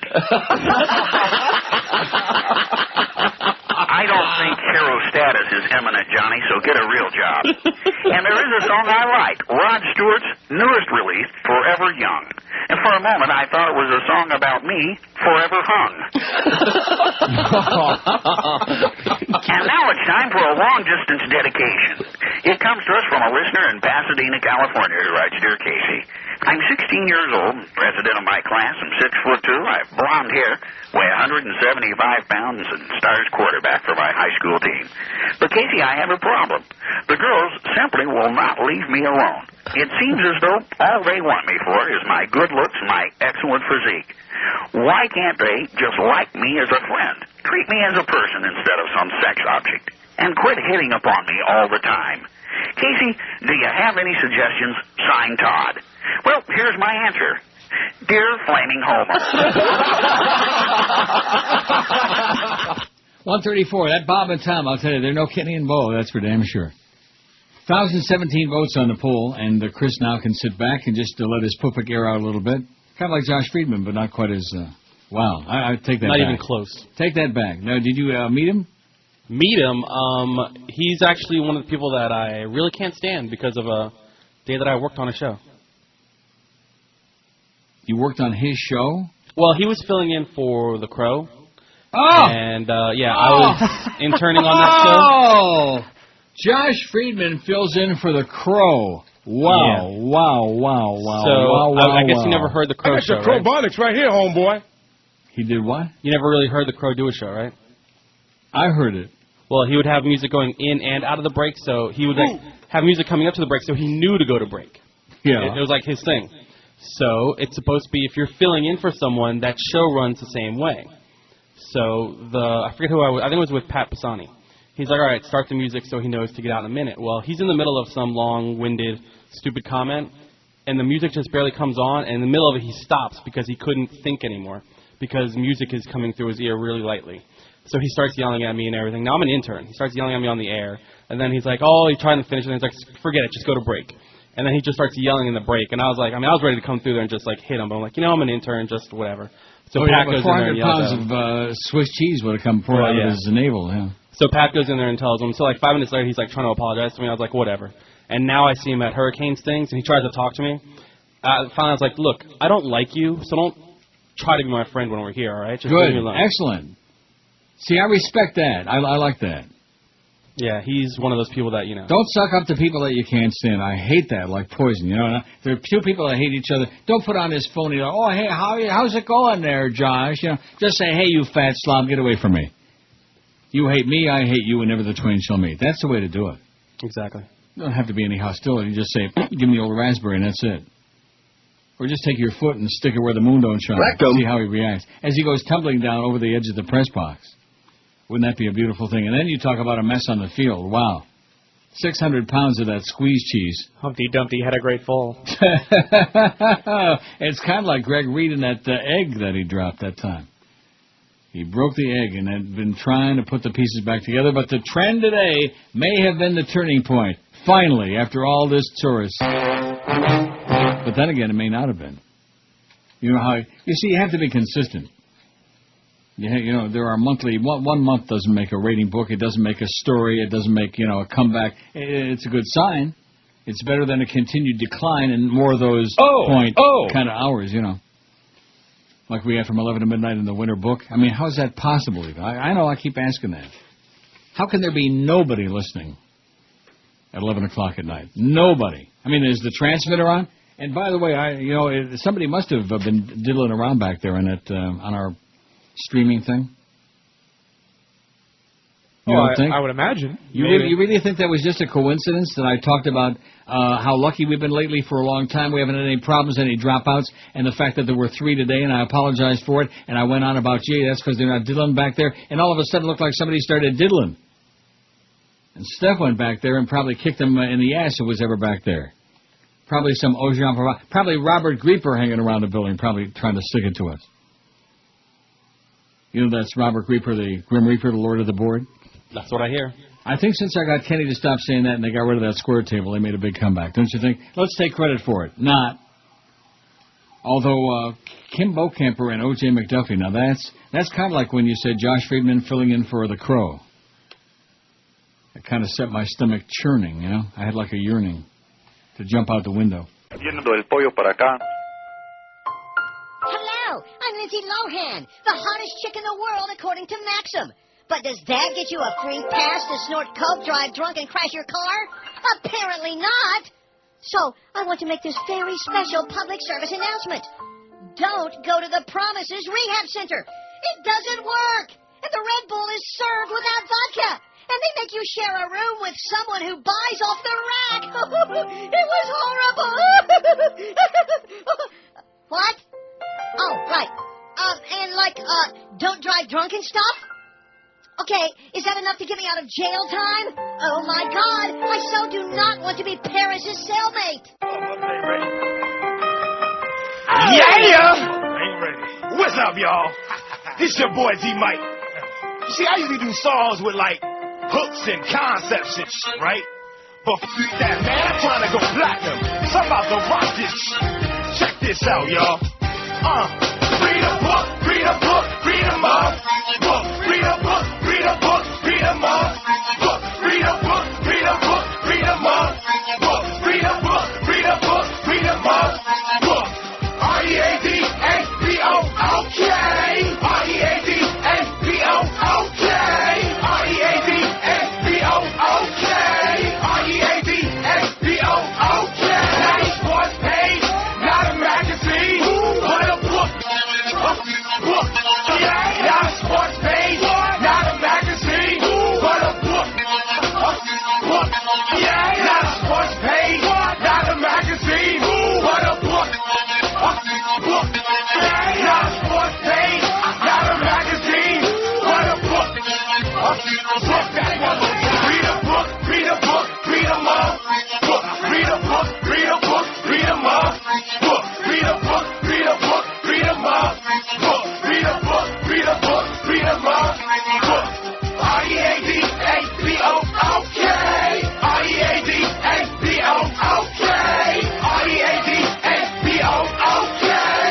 R-E-A-D-A-B-O, raise your kids, raise your kids, raise your damn kids. Raise your kids, raise your kids, raise your damn kids. Raise your kids, raise your kids, raise your damn kids. Raise your kids, raise your kids, raise your damn kids. Body needs water, so drink that shit. Body needs water, so drink that shit. Your body needs water, so drink that shit. Your body needs water, so drink that shit. Buy some land, spin it real.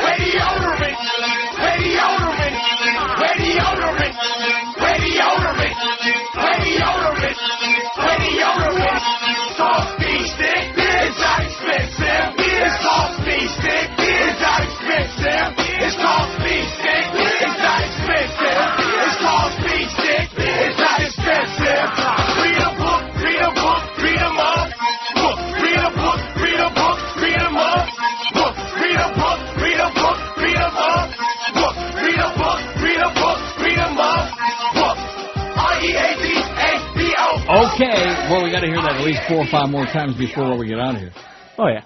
What do we wind up with on the pool? 1,026. Okay, so you had a little room to spare there. Not a whole lot, because we are really heavy-duty to the dog days. Plus, it's a real crappy pool. Oh, sorry, Charlie. Isn't it? You liked it, though, you said. You already admitted you liked it. Well, it kind of goes along with this place a little bit. Some of those things have happened. Sexual harassment? Somebody has pinched your ass? No. Or you're talking about other people? Well, I've been in one of these, and other people have been in one of these? What do you mean by that? Well, sort of. In what way? We don't know about this. Can we talk about this on the air? I guess. The person's not here anymore. It wasn't a sexual harassment case. It's just one of these things happened. I happened to have a good time at one of the Christmas parties. Yeah. And wasn't like a sexual harassment thing. It was. Well, which guy was it? Oh, Robert. Oh, it's probably Josh Friedman. No, I told him to stay away from me. Just like Ray Whitney ran away when he saw him coming. One thing about Josh Friedman, anybody sees him coming, they run in the opposite direction. May not be good. He may not be desirous of being around, but he's sure consistent. Consistently obnoxious. So I didn't realize that. I never heard that story before. Miguel just popped his head in laughing because he knows what I'm talking about. He knows that you were like coming out of some chick that we... Actually, she came on to me, so I just came on to you? I just let it happen, basically. Well, what did she do? Just reach out and grab you? All right. She grabbed your goods? Yep. She did? Yes, she did. Get out of here. All right, I'm telling you. She grabbed your package? I just went along with the flow is all I did. Went along with the what? I don't want to hear that. Better nip it in the bud right there, bud. Well, I never heard this. You'll have to tell me this story before the show tomorrow. Okay. Remind me. I sure will. And then we'll also figure out what happened with that Outlook Express. We have lots of stuff. See, the audience thinks I just waddle in here. They think it. And send like pictures of guys or something. I beg your pardon? They think you just sit there and send me pictures of guys or something.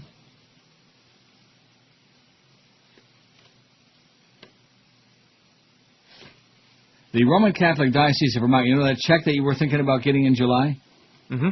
The Roman Catholic Diocese of Vermont wants the judge in an upcoming trial about alleged sexual abuse by a priest to bar evidence on how the Vermont Diocese has responded to other similar complaints. A 50-year smear is just going to confuse the issues, Tom McCormick, the diocese lawyer, told Chittenden County Superior Court Judge Ben Joseph. That's Chittenden County. It's going to be a tremendous waste of judicial time. It'll be unjust, he be saying. A Virginia Beach, Virginia man alleges that the former Reverend Alfred Willis performed a sex act on the then teenager in a motel room in Latham, New York. I never heard of that. And later tried to molest him at a Milton home. The suit says both incidents took place in 1977. Willis, now living in Leesburg, Virginia, is not being targeted in the current suit set for trial June 18. He was dismissed from the priesthood in the 80s after other complaints about his sexual abuse. The diocese settled another case involving Willis for $170,000 in 2004. Ain't that grand? Church critics charge that the diocese hasn't been aggressive enough in rooting out abusive priests and say that's relevant to the upcoming trial. As late as 2002, the diocese policy was that people like Alfred Willis have to be treated with kid gloves, said Jerome O'Neill, a lawyer who's represented more than 30 people. About 30, man. Who have sued the Vermont diocese. There's a letter from Bishop Engel in May of 2002 apologizing to him for having to report him to the Attorney General's office. Bishop Kenneth Engel retired 2 years ago. The judge said he would consider the arguments at tomorrow's hearing before making a decision on the motion to suppress evidence, but he also said that since the diocese and now Willis is the defendant of the case, its conduct in responding to the acts is alleged is relevant. Sue their ass. Squeeze every last dime you can out of these fakers, out of these child-molesting perverts. It's one thing to be, run-of-the-mill pervert, nothing wrong with that, like me. But all these pedophiles, man, either send them to Alcatraz or just shoot them, that's all. 1,034 votes on the poll. What is the worst thing you've ever done at work that could be construed? Well, you weren't doing the harassing, so you didn't have any liability there, right? Or was it bad that you went along with it? You allowed it to happen? Yeah, it was a bad idea. Was this some kind of an oral situation? Is that what this was? No, it's the full Monty, but... Really? Just, oh, no. Just turned out to be a bad idea. I have a rule... Not the old slide the salami. What is the worst thing you've ever done at work that could be construed or misconstrued as sexual harassment? Not the old bury the banana. Told a dirty joke, 2:30. Flirted with someone, 2:09. I guess this was a little beyond flirting, huh? Yeah, a little bit beyond. I was sure curious to find out who that was. Maybe it was Donnie B. Took advantage of a coworker who was drunk at a company party, 107. Hugged or kissed a colleague, 105. It wasn't Stu Gotts, I guess, huh? Stalked somebody, 99. Asked someone out on a date, 85. Slapped or pinched somebody's butt, ass, 83. Spied on someone in the bathroom, 60. Jesus God. Take your nose plugs if you're going to do that. They might actually be doing some real business in there. Displayed a sexy calendar, 34. Wrote a love letter or a note, 11. And worn seductive clothing, 11. Out of 1034. Yeah, I'm just now I'm not going to be able to sleep all night worrying about that story. You believe me? No. I'm going to have to go to Woodbine today. In Miami town. Absolutely. At 560 WQAM.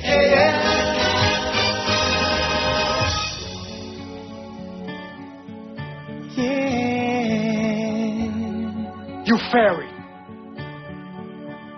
We dance like sissies. We sing like wussies, but we must tell you, we swear we're not gay. If you wore these outfits to class, they would kick your ass. Rectum. Regardless, we swear we're not gay. We look like interior designers. We sing like a bunch of girly whiners, but we're straight. Our agent says we gotta say, we swear we're not gay.